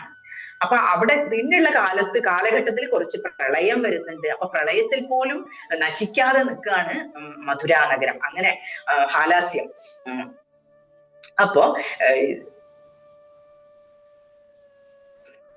രാജരാജ പാണ്ഡ്യന് ശേഷം പുത്രനായ സുഗുണ പാണ്ഡ്യൻ ക്ഷേമകരമാം വണ്ണം മേദിനീ പാലനം ചെയ്ത് ജനങ്ങൾക്ക് നന്മ വരുത്തിയ ശേഷം സ്വർഗം പോയി. അതിനുശേഷം ഓരോരുത്തരുടെയും പുത്രന്മാരായ ചിത്രരഥൻ, ചിത്രഭൂഷണൻ, ചിത്രധ്വജൻ, വർമാവ്, ചിത്രസേനൻ, ഇങ്ങനെ ഒരുപാട് രാജാക്കന്മാർ വന്ന് പോയി. അങ്ങനെ നാടുവാണു. എല്ലാവരും സുന്ദരേശാംശജന്മാരാണെങ്കിലും ധർമ്മബുദ്ധികളും പ്രസിദ്ധരും ബലശാലികളുമായിരുന്നു.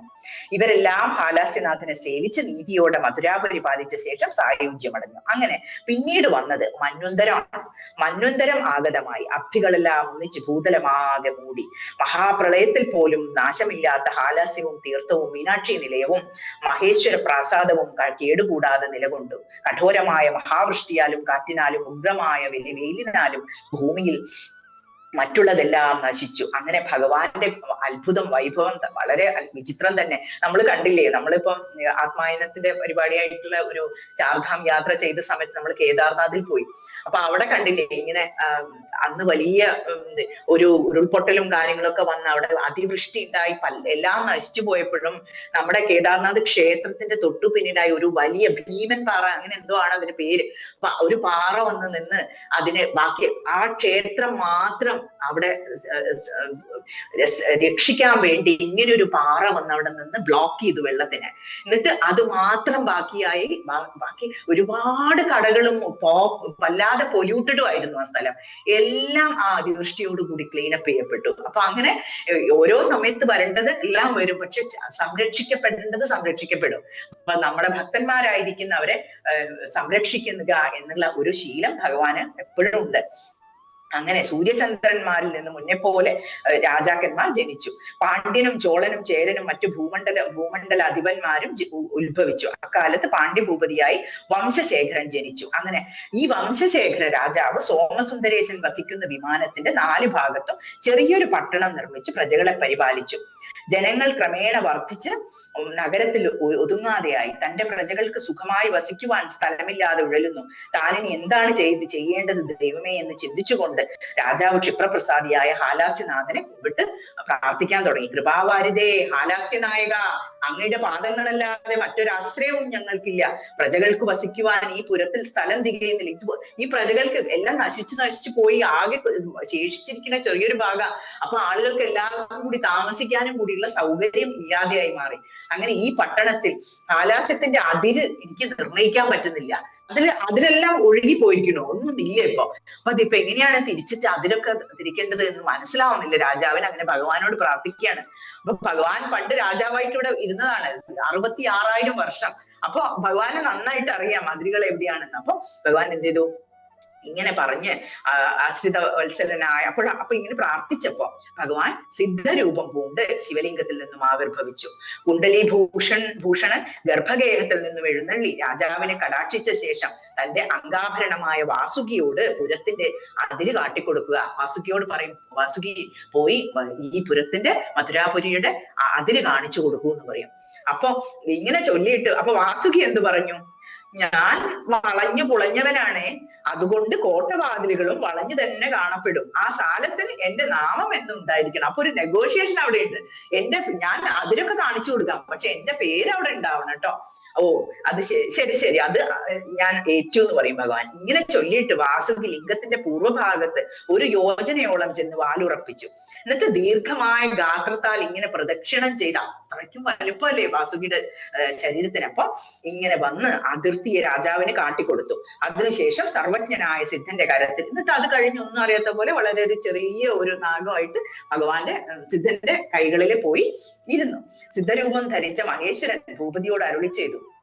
ഇപ്പൊ കണ്ടില്ലേ ഈ വാസുകി കാണിച്ചു തന്ന അതിരൊക്കെ കണ്ടില്ലേ, അത് അവിടെ ആയിട്ട് കോട്ട മതിലുകളെ സൃഷ്ടിച്ച് വേഗത്തില് മധുരാപുരി സേഫ് ആക്കണം, സുരക്ഷിതമാക്കണം എന്ന് ഉള്ള നിർദ്ദേശം കൊടുത്തു. അങ്ങനെ ഭഗവാൻ സമുദ്രത്തിൽ തിരലയിക്കുന്നത് പോലെ, ഒരു സിംബലും കൂടിയാണ്. സമുദ്രത്തിൽ തിരലയിക്കുക എന്ന് പറയുന്നത് പരമാത്മാവിൽ ഉണ്ടെന്ന് തോന്നുന്ന ഈ ജീവനും ഈ പ്രപഞ്ചവും എല്ലാം തിരമാലകളായിട്ടാണ്. ബുദ്ബുദങ്ങൾ എന്ന് ആണ് പറയുക, ഉപനിഷത്തുകളിൽ ഭേനങ്ങൾ എന്ന് പറയും. അപ്പൊ ഈ കുമിളകളായിട്ട് ഇങ്ങനെ ഇരിക്കുക, ഇത് തിരമാലകളിലുള്ള കുമിളകളായിട്ട് നമ്മൾ ഓരോ ജീവന്മാരും ഈ കുമിളകളാണ്, ഈ തിരമാലകളാണ്. കാരണം അത് വന്ന് കുറച്ചു കാലം ഉണ്ടെന്ന് തോന്നും, പിന്നെ തിരിച്ചു പോയിലേക്കും, പിന്നെയും വരും, കുറച്ചു കാലം ഉണ്ടെന്ന് തോന്നുന്നു, തിരിച്ചു പോയിലേക്കും. പക്ഷെ ഇതെല്ലാം ചെയ്യുമ്പോഴും കടൽ തന്നെയാണ്. കടലിന് ഒരു മാറ്റവും വരുന്നില്ല. വെറുതെ ഒരു പേര്, തിരമാല എന്നുള്ള ഒരു പേര് വന്നു എന്ന് മാത്രമേ ഉള്ളൂ. അതാണ് ഈ കാണുന്ന നാമരൂപങ്ങൾ മുഴുവൻ എന്നുള്ള ഒരു തത്വാർത്ഥം കൂടി ഇവിടെ ഒളിഞ്ഞിരിക്കുന്നുണ്ട്. സമുദ്രത്തിൽ തിരലയിക്കുന്നത് പോലെ ഭഗവാൻ മൂലലിംഗത്തിൽ അന്തർധാനം ചെയ്തു. അങ്ങനെ ഭക്തിയോടെ രാജാവ് ഭഗവാനെ കുമ്പിട്ട് ചന്ദ്രക്കല, സ്വർണ്ണതി തുടങ്ങിയ ഇവയാൽ ശോഭിക്കുന്ന രത്നോജ്വലമായ കിരീടത്തെയും എല്ലാം ഭഗവാന് സമർപ്പിച്ച് കൃതാർത്ഥനായി. പിന്നെ ആ വാസുകിയെ കാണിച്ചു കൊടുത്ത ഈ സ്ഥലത്തിന്റെ പേരും കൂടി പറയുന്നുണ്ട്. സർപ്പം ഗമിച്ച മാർഗത്തിലൂടെ കൊട്ടത്തളങ്ങളെല്ലാം നിർമ്മിച്ചു. അപ്പൊ അതുകൊണ്ട് പുരത്തിന് ഹാലാസ്യം എന്ന പേര് ഉത്ഭവിച്ചു. ആ സ്ഥലത്തിന് ലിംഗത്തിൽ നിന്നും എല്ലാ ദിക്കിലോട്ടും 1 യോജന ദൂരമുണ്ട്. വിസ്താരം 2 യോജനയാണ്. പട്ടണത്തിന്റെ കിഴക്കു ഭാഗം പുഷ്പവന ക്ഷേത്രം എന്നറിയപ്പെടുന്നു. അങ്ങനെ സുബ്രഹ്മണ്യ പർവ്വതം ദക്ഷിണദ്വാരത്തിലും അങ്ങനെ ഇങ്ങനെ ഓരോ ദക്ഷിണ ഭാഗത്തും പൂർവ്വ ദിക്കിലും ഒക്കെ ഏതൊക്കെയാണ് അതിരുകൾ വന്നിരിക്കുന്നതെന്ന് പറയുകയാണ്. അവിടെയൊക്കെ ആലയങ്ങളൊക്കെ നിർമ്മിച്ച് രാജാവ് വീണ്ടും മധുരാപുരിയെ ഏറ്റവും സന്തുഷ്ടിയോടുകൂടി ഉള്ള പ്രജകൾ ആക്കി മാറ്റി. എല്ലാവരുടെ ബുദ്ധിമുട്ടുകളും മാറ്റി എല്ലാം സമൃദ്ധിയോട് കൂടിയായി തീർന്നു. അങ്ങനെ ഹോമകുണ്ടങ്ങളൊക്കെ അനവധി സൃഷ്ടിച്ചു. മേഘസഞ്ചാരം മുടക്കുന്നവർ അത്രയും വലിപ്പമുള്ള പ്രാസാദജാലങ്ങൾ നിർമ്മിച്ചു. അങ്ങനെ ഈ കഥ മനോഹരമായിട്ട് ഉദ്യാന വൃക്ഷങ്ങളോട് കൂടി പരിലസിക്കുന്ന മധുരാപുരി, ആ താമരകളും മാമ്പുലകളും വിടർന്നു നിൽക്കുന്ന സ്വച്ഛ ജലാശയങ്ങൾ, ഇതെല്ലാം ഇങ്ങനെ വീണ്ടും സൃഷ്ടിച്ചു. അവിടെയൊക്കെ അങ്ങാടികളും എല്ലാം നിർമ്മിച്ച് അരജൻ ഇങ്ങനെ മധുരാപുരം ഏറ്റവും ഭംഗിയുള്ളതാക്കി തീർത്തു. അങ്ങനെ സുന്ദരേശന്റെ പ്രാസാദവും ഗോപുരങ്ങളും മീനാക്ഷി ദേവിയുടെ നിലയവും മണ്ഡപങ്ങളും എല്ലാം കേടുതീർത്ത് രത്നകനകങ്ങളാൽ രാജാവ് അലങ്കരിച്ചു. അങ്ങനെയുള്ള ഭക്തിയോട് കൂടിയിട്ടുള്ള രാജാവിന് ഹാലാസ്യനാഥന് ഒരുപാട് കരുണാ കടാക്ഷങ്ങൾ ഉണ്ടായി. അങ്ങനെ അദ്ദേഹത്തിന് വംശചൂടാമണി എന്നൊരു നന്ദനൻ ഉണ്ടായി. ആ രാജാവിന്റെ പുത്രന്റെ പേരാണ് വംശചൂടാമണി. അങ്ങനെ 58ാമത്തെ ലീല കഴിഞ്ഞ് 59ാം ലീല ചോളരാജാവിന്റെ പരാജയം. അപ്പൊ ഇവിടെ വരുന്നത് എന്താ വെച്ചാല് ചെറിയ ഒരു സൈന്യം മാത്രമേ ഈ കാലത്തെ രാജാവിനുള്ളൂ. അപ്പൊ എങ്ങനെ ഈ ചോള രാജാവിന്റെ ആക്രമണം തടുക്കും എന്നുള്ള ഭയത്തോടു കൂടി രാജാവ് ഇരിക്കുന്നതാണ്. അപ്പൊ അങ്ങനെയുള്ള സമയത്താണ് വംശശേഖര പാണ്ഡ്യന്റെ രാജ്യഭരണം. അങ്ങനെ വീരനായ വിക്രമ ചോള ഭൂപനാണ് പ്രധാന ശത്രു ആയിട്ടുള്ളത്. അപ്പൊ ഇത് കുറച്ച് കൂടുതൽ ശത്രുക്കളെല്ലാം കൂടി ഒരുമിച്ച് ചേർന്നിട്ട് ഒരാളെ ആക്രമിക്കുകയാണ്, ഒരു രാജാവിനെ ആക്രമിക്കുകയാണ്.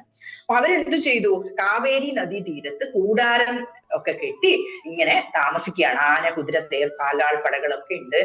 അങ്ങനെ അവർ പതുക്കെ മധുരയിൽ പ്രവേശിച്ചു കഴിഞ്ഞു. എന്നിട്ട് എന്താ ചെയ്യുന്നത്? ഗോക്കളെ ഒക്കെ മോഷ്ടിച്ചു കൊണ്ടുപോവുക, സന്യാസികളെ ഉപദ്രവിക്കുക.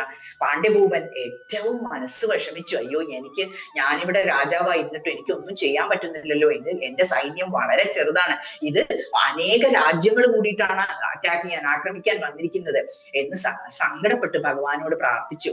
ഭഗവാനെ, എനിക്ക് ഇത്രയും ചെറിയൊരു സൈന്യമേ ഉള്ളൂ, ഭഗവാൻ മാത്രമേ എനിക്ക് ആശ്രയമുള്ളൂ എന്ന് പറഞ്ഞു. മന്ത്രിമാര് പറഞ്ഞു, ശരിയാണ്, നമുക്ക് അട്ടാല സുന്ദരേശ സന്നിധിയിൽ ചെന്ന് പ്രാർത്ഥിക്കാം എന്ന് പറഞ്ഞു. മഹാദേവ, ശ്രീശങ്കര, സർവലോക വിധാതാവേ, നിന്തിരുവടി തന്നെ ശരണം. എന്റെ മാതാവും പിതാവും മിത്രവും ഗുരുവും ധനവും വിദ്യയും രക്ഷിതാവും എല്ലാം പ്രഭു അങ്ങ് മാത്രാണ്. ചോളപ്പൂപനും മറ്റു മന്നവരോ എല്ലാവരും കൂടി യുദ്ധത്തിന് വന്നിരിക്കുകയാണ് ഭഗവാനെ, അവരെ ജയിക്കുവാനുള്ള ശക്തി എനിക്കില്ല. ഇത് തന്നെയാണ് നമ്മൾ ഓരോ പ്രശ്നങ്ങൾ വരുമ്പോഴും ഇങ്ങനെ നമ്മൾ വീട്ടിലുള്ള ഒരു അമ്മയോടോ അല്ലെങ്കിൽ അച്ഛനോടോ പോയി പറയുന്നത് പോലെ കാര്യങ്ങളെല്ലാം ഭഗവാനോട് പോയി പറയുക. ഭഗവാൻ എല്ലാം അറിയാം, ഞാൻ പറയേണ്ട ആവശ്യമില്ല എന്ന് വിചാരിക്കരുത്. എല്ലാം അറിയാമെങ്കിലും നമ്മൾ പറയണം. എല്ലാ കാര്യങ്ങളും പറഞ്ഞ് ജീവിതത്തിന്റെ എല്ലാ തലങ്ങളിലും ഭഗവാനെ കൊണ്ടുവരിക, എല്ലാ പ്രശ്നങ്ങളിലും ഭഗവാനെ കൊണ്ടുവരിക, തെറ്റുകളും ശരികളും എല്ലാം പറയുക. അത് അങ്ങനെ ഒരു നല്ല ബന്ധം നമ്മൾ ഉണ്ടാക്കിയെടുത്തു കഴിഞ്ഞാൽ അത് നമ്മളെ എല്ലാ ആപത്തിലും സ്ട്രോങ് ആക്കി നിർത്തും. അതാണ് ഇവിടെ കാണുന്നത്. നോക്കൂ, ഓരോ രാജാവും ഓടിപ്പോയി ആരെടുത്താ പറയും, ഭഗവാനെ നോക്കൂ, ഇങ്ങനെ ഒരു പ്രശ്നമുണ്ട്, എനിക്ക് ഒന്നും അറിയില്ല, എന്താ ചെയ്യേണ്ടത്, അങ്ങനെ പറയാം. അപ്പൊ ഞാൻ അങ്ങയുടെ പാദസേവകനല്ലേ, അവർക്ക് എന്തെങ്കിലും നോക്കൂ ഭഗവാനെ. അവസാനത്തെ ട്രിക്കാണിത്. രാജാവ് പറയുന്നത്, നോക്കൂ ഭഗവാനെ, ഞാൻ അങ്ങയുടെ പാദസേവകനാണ്, എനിക്ക് എന്തെങ്കിലും ബുദ്ധിമുട്ട് സംഭവിച്ചത്, മഹാ ബുദ്ധിമുട്ടുകൾ എന്തെങ്കിലും വന്നിട്ടുണ്ടെങ്കിൽ ആർക്കാ പേരുദോഷം? ഭഗവാനെ അങ്ങയ്ക്കാണ്. അങ്ങനെ പറയും. എന്നിട്ട് പറയും വംശശേഖരൻ, അതും പറഞ്ഞ് അവിടെ കരഞ്ഞു ഭൂമിയിൽ ദുഃഖിച്ചു കിടന്നു. അപ്പോഴാണ് ഭഗവാന് കാരുണ്യം തോന്നി. അശരീരി കേട്ടു. രാജാവേ, ഒട്ടും ഭയപ്പെടേണ്ട, ധൈര്യമായ യുദ്ധം നടത്തൂ, എന്റെ സഹായം കൊണ്ട് നിന്റെ വിജയം സുനിശ്ചിതമാണ്.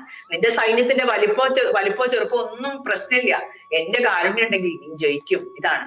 അപ്പൊ ഇത് ശ്രവിച്ച മാത്രയിൽ തന്നെ ഭൂപതി രാജാവിനെ ഭഗവാനെ സാഷ്ടാംഗ പ്രണാമം ചെയ്ത് കുമ്പിട്ട് ശരീരം മുഴുവൻ ഭസ്മലേപനം നടത്തി ശ്രീ സുന്ദരേശനെ പ്രദക്ഷിണം ചെയ്ത് യുദ്ധത്തിനായി പുറപ്പെട്ടു. അങ്ങനെ വൃക്ഷശൈലത്തിന് ഉത്തരഭാഗത്ത് വെച്ച് അതിഭയങ്കരമായ ഒരു യുദ്ധം നടക്കുകയാണ്. ആകാശം ഒന്നും കാണാനില്ല, മുഴുവനും അസ്ത്രങ്ങളാൽ നിറഞ്ഞ ആകാശം. അങ്ങനെ ആനകളൊക്കെ ചത്തുമലക്കുന്നു, വാരുതിയെല്ലാം കലങ്ങി മറിയുന്നു. അങ്ങനെ ദേവന്മാർ പുഷ്പവൃഷ്ടി നടത്തുകയാണ്. ഈ കടുത്ത പോരിൽ പാണ്ഡ്യ സൈന്യത്തെ തകർത്തുകൊണ്ട് ശത്രുക്കൾ മുന്നേറുകയാണ്. ഇപ്പൊ രാജാവിന്റെ സൈന്യം ഇങ്ങനെ തോറ്റുകൊണ്ടിരിക്കുകയാണ്. അത്രയ്ക്കും വലിയ സൈന്യമാണ് മുന്നിലുള്ളത്. അങ്ങനെ ഇരിക്കുന്ന സമയത്ത് അബ്ധിയിൽ നിന്നും പൂർണ്ണചന്ദ്രൻ ഉദിക്കുന്നത് പോലെ അട്ടാല സുന്ദരേശൻ പാണ്ഡ്യ സൈന്യത്തിന്റെ മധ്യഭാഗത്ത് ബാണങ്ങൾ ധരിച്ച് പ്രത്യക്ഷനായി. ആയുധധാരിയായിട്ട് ആ കിരാതമൂർത്തിയുടെ രൂപത്തില് അട്ടാല സുന്ദരൻ വന്നിട്ട് അവിടെ നിന്നു. ഈ പാണ്ഡ്യ സൈന്യത്തിന്റെ നടുവിൽ എന്റെ രാജ്യമാണിത് എന്ന് വീണ്ടും ഓർമ്മ ഭഗവാൻ അവിടെ യുദ്ധത്തിന് തയ്യാറായി നിന്നു. ആർക്കാണ് എന്റെ രാജ്യത്തിനെ ആക്രമിക്കാൻ മാത്രം ധൈര്യം? ഭഗവാനെ അവിടെ കണ്ടതോടുകൂടി അതില് അദ്ദേഹം അവിടെ ഒരു കാര്യം പറഞ്ഞിട്ടുണ്ട് അഗസ്ത്യ മഹർഷി.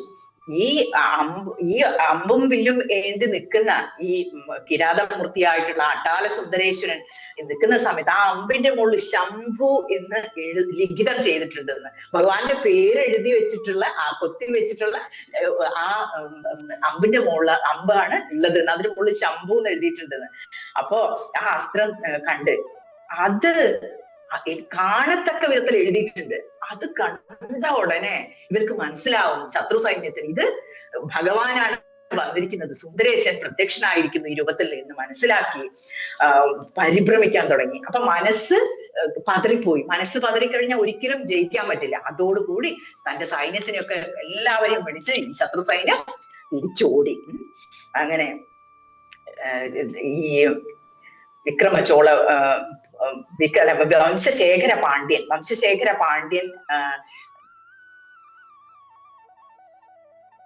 അതെ വിക്രമചോള ഭൂമനും കുറെ മറ്റുള്ള രാജാക്കന്മാരുമാണ് വന്നിട്ട് ആക്രമിച്ചത്. അപ്പൊ എല്ലാവരെയും തോൽപ്പിച്ച് പാണ്ഡ്യഭൂപൻ ജയിച്ചു. അങ്ങനെ അത് ഭഗവാനോട് 100 നന്ദി പറഞ്ഞുകൊണ്ട് അവര് ഭഗവാന്റെ പാദങ്ങളിൽ നമസ്കരിച്ചു. ഭഗവാൻ അങ്ങനെ തന്നെ സുന്ദരേശ ലിംഗത്തിൽ അന്തർധാനം ചെയ്തു. അങ്ങനെ ഈ യുദ്ധത്തിൽ രാജാവിനെ വിജയിപ്പിച്ചുകൊണ്ട് രാജ്യത്തിലെ പ്രജകളെ എല്ലാം രക്ഷിച്ചുകൊണ്ടിരുന്ന ആ സുന്ദരേശനെ എല്ലാവരും സ്തുതിച്ചുകൊണ്ട് ഇരുന്നു. അങ്ങനെ അട്ടാല സുന്ദരനെ കണ്ട് ജനങ്ങൾ വാഴ്ത്തി സ്തുതിച്ചു. വംശശേഖരൻ സർവരിപുക്കളെയും ജയിച്ച് അനേക കാലം രാജ്യഭാരം നിർവഹിച്ചു. അങ്ങനെ ശിവപ്രസാദം ലഭ്യമായാൽ ഈ ലോകത്ത് മാനവർക്ക് എന്താണ് അസാധ്യമായിട്ടുള്ളത് എന്ന് പറയാണ്.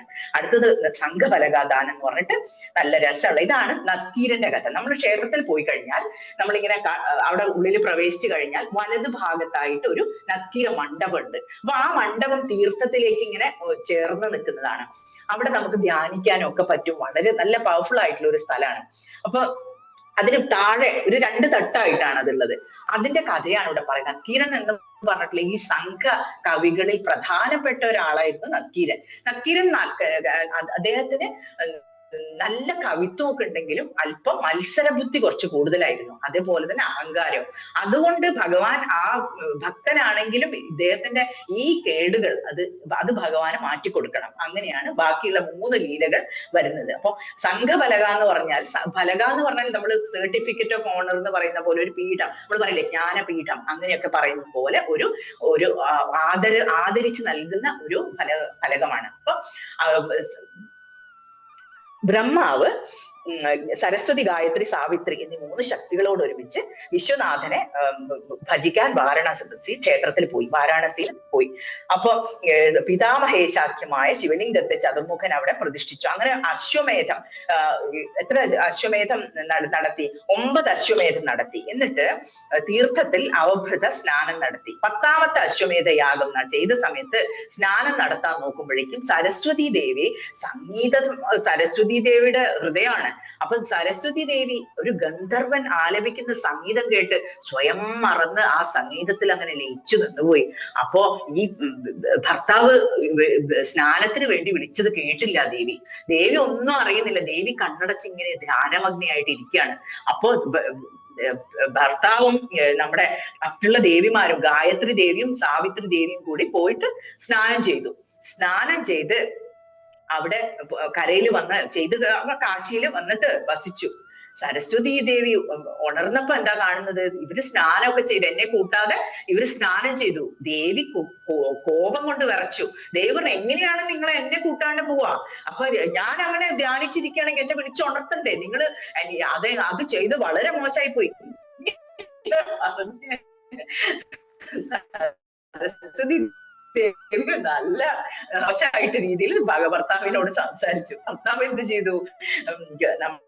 നമ്മുടെ ബ്രഹ്മാവ് അത് കേട്ട് ബ്രഹ്മാവിന് അതിലേറെ കോപം തോന്നി. എന്നിട്ട് പറഞ്ഞു, ഒരു കാരണവും കൂടാതെ ഭർത്താവിനെ ഭർഷിക്കുന്ന നീ 48 ജന്മം ഭൂമിയിൽ മനുഷ്യരൂപം എടുത്ത് വസിക്കുക. 48 ജന്മം മനുഷ്യരൂപം എടുത്ത് വസിച്ച് കഷ്ടപ്പെട്ട് കഴിഞ്ഞാൽ മാത്രമേ ഇനി നിനക്ക് എന്റെ അടുത്ത് തിരിച്ചു വരാൻ പറ്റുള്ളൂ എന്ന് പറഞ്ഞു. അപ്പൊ ദേവിക്ക് വലിയ സങ്കടം വന്നു. ദേവി ദുഃഖിതയായി പാദങ്ങളിൽ വീണ് വാണിദേവി കരയാൻ തുടങ്ങി. അയ്യോ, ഇങ്ങനെ പറയല്ലേ വല്ലഭ, മൂഢയായി ഞാൻ അവിവേകം കൊണ്ട് ചെയ്തതെല്ലാം പുറത്ത് അങ്ങ് കാത്തു രക്ഷിക്കണം. അത് ഞാൻ ചില സമയത്ത് ഇങ്ങനെയൊക്കെ സംസാരിക്കും, അറിയാതെ അജ്ഞാനം കൊണ്ട് സംസാരിക്കുന്നല്ലേ നാഥാ, ഇങ്ങനെയൊന്നും എന്നെ ശിക്ഷിക്കല്ലേ എന്നൊക്കെ പറഞ്ഞ് ദേവി വീണ്ടും വീണ്ടും പ്രാർത്ഥിക്കാൻ തുടങ്ങി. അപ്പൊ ബ്രഹ്മാവിന് വിഷമം തോന്നി. അപ്പൊ ശാപമോക്ഷം നൽകി. നിന്റെ അംഗഭൂതങ്ങളായ അക്ഷരങ്ങളിൽ അകാരം മുതൽ സകാരം വരെയുള്ള 48 അക്ഷരങ്ങളും 48 പണ്ഡിതന്മാരായിട്ട് ഈ ഭൂമിയിൽ ജനിക്കും. അതാണ് ഈ സംഘകവികളായിട്ട് വന്നിരിക്കുന്നത്. അപ്പൊ ദേവിയുടെ അംശജന്മാരാണ്, അതുകൊണ്ടാണ് ഇത്ര കവിത്വം. അപ്പൊ നമുക്ക് ചരിത്രത്തിൽ തന്നെ സംഘകാല കവികളെ കുറിച്ച് ഒരുപാട് പറഞ്ഞിട്ടുണ്ട്. അപ്പൊ ഇതെല്ലാം ചരിത്രമായിട്ട് എടുത്തു നോക്കുമ്പോഴും അവിടെ ഇവിടെയായിട്ട് പല കാര്യങ്ങളും ഒത്തുവരുന്നതായിട്ട് കാണാം. അപ്പൊ 49ാമതായിട്ട് ആരാണ് അവതരിക്കുക? ശിവനാണ്. ഹകാര രൂപിയായ ശിവൻ കവീശ്വര രൂപിയായി 49ാമനായി അവതരിക്കും. 49 പേരും ഒരു സംഘമായി മധുരയിൽ ദ്രാവിഡ ഭാഷ കവിതാമഹിമയാൽ സർവ്വജനങ്ങളുടെയും മനസ്സപഹരിച്ച് വാണരുളാനിടവരും. ആ സമയത്ത് പ്രബന്ധങ്ങൾ സൃഷ്ടിച്ചവർ ജഗൽപൂജ്യനായി എല്ലാവരും പൂജിക്കുന്ന തരത്തിലുള്ള അത്രയും നല്ല കവിത്വത്തോടുകൂടി ഈ 59 കവിമാരും വാഴും. അതെല്ലാം ആരുടെ അംശജങ്ങളാണ്? സരസ്വതി ദേവിയുടെ അംശജങ്ങളായിട്ടാണ് അവർ വരിക. അങ്ങനെ പറയും. ആ സമയത്ത് സർവ്വസായുജ്യം എല്ലാ സൗഭാഗ്യങ്ങളോടുമാണ് സർവജ്ഞ സായുജ്യം പ്രാപിക്കും. നീ ആ സമയത്ത് മാത്രം എന്റെ കൂടെ വന്ന്, അപ്പൊ അതുവരെ ഇവരുടെ കൂടെ വസിക്കുക ഇവരായിട്ട്, അത് കഴിഞ്ഞിട്ട് നിനക്ക് തിരിച്ച് എന്റെ കൂടെ വന്ന് വസിക്കാം എന്ന് പറയും സത്യലോകത്തില്. അപ്പൊ ഇങ്ങനെ സത്യലോകത്തിൽ തിരിച്ചു വരാമെന്ന് പറയും. അങ്ങനെ ദേവിയെ അവിടെ വിട്ടിട്ട് ബ്രഹ്മാവും ഗായത്രി ദേവിയും സാവിത്രി ദേവിയും കൂടി തിരിച്ച് സത്യലോകത്തിലേക്ക് പോവാണ്. അങ്ങനെ നൾക്കീരൻ തുടങ്ങിയ കപിലൻ അങ്ങനെയുള്ള ഒരുപാട് 18 കവികളായിട്ട് കവിപൊങ്കുവന്മാരായിട്ട് ഭൂമിയിൽ ജനിച്ചു, സരസ്വതി ദേവിയുടെ അംഗഭൂതങ്ങളായിട്ട്. എന്നിട്ട് അവർ അനർഗളമായ സ്വർഗീയ ഗാനം, അവർ വളരെ ചെറുപ്പം മുതൽ അവരുടെ സംഗീതം എല്ലാവരെയും അത്ഭുതപ്പെടുത്തി. അവർ നല്ല സംഗീതം രചിക്കുകയും ചെയ്യും, അതുപോലെ തന്നെ ഗാനാലാപത്തിലും വളരെയധികം പ്രാവീണ്യമുള്ളവരായിരുന്നു. അങ്ങനെ സർവശാസ്ത്ര എല്ലാം അറിയാം. ദ്രാവിഡ ഭാഷ, ദ്രാവിഡം എന്ന് പറഞ്ഞാൽ അതാണ് തമിഴ് ഭാഷയുടെ ഏറ്റവും ഫൗണ്ടേഷൻ എന്ന് പറയുന്നതാണ് അതിന്റെ ഗ്രാമർ. അപ്പൊ അതെല്ലാം ഇവരാണ് അതിന്റെയൊക്കെ ഫൗണ്ടിങ് ആയിട്ടുള്ള ഫൗണ്ടേഴ്സ് എന്ന് പറയാം. ദൂരൊക്കെ അപ്പൊ അവരെന്ത് ചെയ്യും? മഹാദേവൻ അപ്പൊ അവരിങ്ങനെ മധുരയിലേക്ക് വരികയാണ് സുന്ദരേശ്വര ലിംഗത്തെ ആരാധിക്കാൻ വേണ്ടിയിട്ട്. അപ്പൊ മഹാദേവൻ വാണരുളുന്ന ഇന്ദ്രവിമാനത്തിന് ഭഗവാൻ ശ്രീകോവിന്റെ മുകളിലായിട്ട് സ്വർണം കൊണ്ടുള്ള ഒരു താഴികക്കുട ഉണ്ട്. അപ്പൊ അത് നമ്മൾ അവിടെ അടുത്തുള്ള ഒരു ഹോട്ടലിലാണ് നമ്മൾ താമസിക്കുന്നത് വെച്ചാൽ നമുക്ക് കാണാം. ഒരു 3rd ഫ്ലോറിലൊക്കെയാണ് റൂം കിട്ടുന്നത് വെച്ചാൽ അവിടുന്ന് നേരിട്ട് നമുക്ക് കാണാം. ഇത് അവിടെ ഏറ്റവും വിശേഷം ഇതാണെന്ന് പറയുന്നത്, ഈ സ്വർണ്ണകുംഭങ്ങൾ താഴികക്കുടങ്ങൾ കാണുക എന്നുള്ളത്. ഈ ശ്രീകോവിന്റെ മുകളിലായിട്ട് സ്വർണം കൊണ്ടുണ്ടാക്കിയ. അപ്പൊ അത് ദൂരത്ത് കണ്ടപ്പോഴേക്കും ഇവരെല്ലാവരും നിലത്ത് വീണ് നമസ്കരിച്ച് ബാഷ്പനേത്രങ്ങളായി ബദ്ധാഞ്ജലികളായി നിൽക്കുമ്പോൾ ശ്രീ സുന്ദരേശ്വരൻ കവീശ്വര വേഷം ധരിച്ച് അവരുടെ മുന്നിൽ വന്നു. കാരുണ്യപൂർണമായ വീക്ഷണങ്ങളാൽ കടാക്ഷിച്ചുകൊണ്ട് അവരോട് ശ്രീശങ്കരൻ ചോദിച്ചു, ആരാണ് നിങ്ങൾ? ഇങ്ങോട്ട് എന്തിനാ വന്നത്? നിങ്ങളുടെ ആഗ്രഹം എന്താണ്? ഏതൊക്കെ വിദ്യയിലാണ് നിങ്ങൾ സമർത്ഥരായിരിക്കുന്നത്? പറയൂ. അവർ പറഞ്ഞു, അങ്ങനെ സരസ്വതി ദേവിയുടെ അംഗഭൂതാക്ഷരങ്ങളിൽ നിന്നാണ് ഞങ്ങൾ ജനിച്ചത് എന്നൊക്കെ പറയും. എന്നിട്ട് പറയും, ഒരു നാഴിക കൊണ്ട് ഞങ്ങൾ അനേകം കവിതകൾ ഉണ്ടാക്കാനൊക്കെ സമർത്ഥരാണ് ഞങ്ങൾ എന്ന് പറയും. എന്നിട്ട് പറയും, കാലാസനാഥനെ ദർശിച്ച പുണ്യം അങ്ങേ കണ്ടപ്പോ തന്നെ ഞങ്ങൾക്ക് ഉണ്ടായി. അങ്ങ് ആരാണെന്ന് അങ്ങോട്ട് ചോദിക്കാൻ തുടങ്ങി. ഞങ്ങളുടെ ഞങ്ങളിൽ ഏകനുമായിട്ട് അങ്ങ് തീർന്നിരിക്കുന്നു, അതുകൊണ്ട് ഞങ്ങൾ ഒന്ന് സഹായിക്കുവോ സുന്ദരേശ ദർശനത്തിന് വേണ്ടി എന്ന് പറയും. ശരി ശരി, ഞാൻ സഹായിക്കാന്ന് പറയും ഭഗവാൻ. അങ്ങനെ കവിതാമൃതത്താൽ തന്റെ കവിതാമൃതം അവരെ കൊണ്ട് ആസ്വദിപ്പിച്ചു. അവര് ഒരു കവിത ഇങ്ങോട്ട് ചൊല്ലിപ്പോ ഭഗവാൻ ഒരു 5 കവിത അങ്ങോട്ട് ചൊല്ലിക്കൊടുക്കും. ഞാനും മോശക്കാരനല്ല, കേൾക്കൂ എന്നുള്ള മട്ട്. അങ്ങനെ അവര് തമ്മിൽ ഒരു കവിത ഒരു ആസ്വദിക്കുന്ന ഒരു കുറെ സമയങ്ങള് ഉണ്ടായി. അങ്ങനെ എല്ലാവരും കവികളായതുകൊണ്ട് അങ്ങനെ പുരുഷാർത്ഥങ്ങൾ 4 നിങ്ങൾക്ക് ലഭ്യമാകട്ടെ എന്നൊരു അനുഗ്രഹവും കൊടുത്തു. എന്നിട്ട് ഭഗവാൻ അന്തർധാനം ചെയ്തു. സംഘികൾ വിസ്മയത്തോടെ ഭഗവാനെ വീണ്ടും വീണ്ടും വാഴ്ത്തി സ്തുതിച്ചു. ആത്മകവിതാമൃതത്താൽ എല്ലാവരെയും സന്തോഷിപ്പിച്ചുകൊണ്ട് നക്കീരമുഖ്യന്മാരായ കവികൾ മധുരയിൽ സന്തോഷത്തോടെ വാണരുളി. അങ്ങനെ അവർക്ക് വംശശേഖര പാണ്ഡ്യൻ എന്ന രാജാവ് ഇവരുടെ ഈ ഇത്രയും നല്ല കവിത്വം കണ്ട് സന്തോഷത്തോടു കൂടി അവർക്കൊരു ഫലക ദാനം ചെയ്യാണ്. വിദ്യാപീഠം അല്ലെങ്കിൽ ജ്ഞാനപീഠം എന്നൊക്കെ വിളിക്കുന്ന ഒരു ഫലകം. ഈ ഫലകം എങ്ങനെയാണ് ഉണ്ടായതെന്ന് വെച്ചാല്, അപ്പൊ ശ്രീകണ്ഠൻ ഭഗവാൻ തന്നെയാണ് ഇത് അവർക്ക് കൊടുക്കുന്നത്. ശോഭായമാനമായ ആ പീഠത്തെ കൈകൊണ്ടെടുത്ത് കവിവേഷധാരിയായ ശ്രീകണ്ഠൻ. അപ്പൊ ഭഗവാൻ ഈ കവിയായി വന്നല്ലോ ഇവരുടെ അടുത്ത്, അതേ വേഷത്തിൽ വന്നിട്ടാണ് ഈ ഫലകം കൊടുക്കുന്നത്. അപ്പൊ സംഘഫലക എന്നാണ് അതിന്റെ പേര്. അങ്ങനെ സംഘമണ്ഡപ മധ്യത്തിൽ ശുഭ്രവസ്ത്രം വിരിച്ച് അത് പ്രതിഷ്ഠിച്ച് പൂജിക്കാൻ ആരംഭിച്ചു. അങ്ങനെ പൂജയൊക്കെ കഴിഞ്ഞപ്പോ ഒരാളോട് ആദ്യം ഇരിക്കാൻ പറഞ്ഞു. നക്കീരൻ ആദ്യം ആ പീഠത്തിലിരുന്നു. ആദ്യം ചെറുതാണ് പീഠം, പിന്നെ അടുത്ത ആൾക്ക് ഇരിക്കാനുള്ള വലിപ്പം കൂടി വന്നു, പിന്നെ അടുത്ത ആൾക്ക് ഇരിക്കാനുള്ള വലിപ്പം വന്നു. അങ്ങനെ 18 പേർക്കും ഈ ഒരൊറ്റ പലകയിൽ ഒറ്റ പീഠത്തിൽ ഇരിക്കാനുള്ള അങ്ങനെ ഒരു ജ്ഞാനപീഠമായിട്ട് ഭഗവാൻ അവർക്ക് സമ്മാനിച്ചു, ഒരു ആദരവ് എന്ന ഒരു രീതിയിൽ.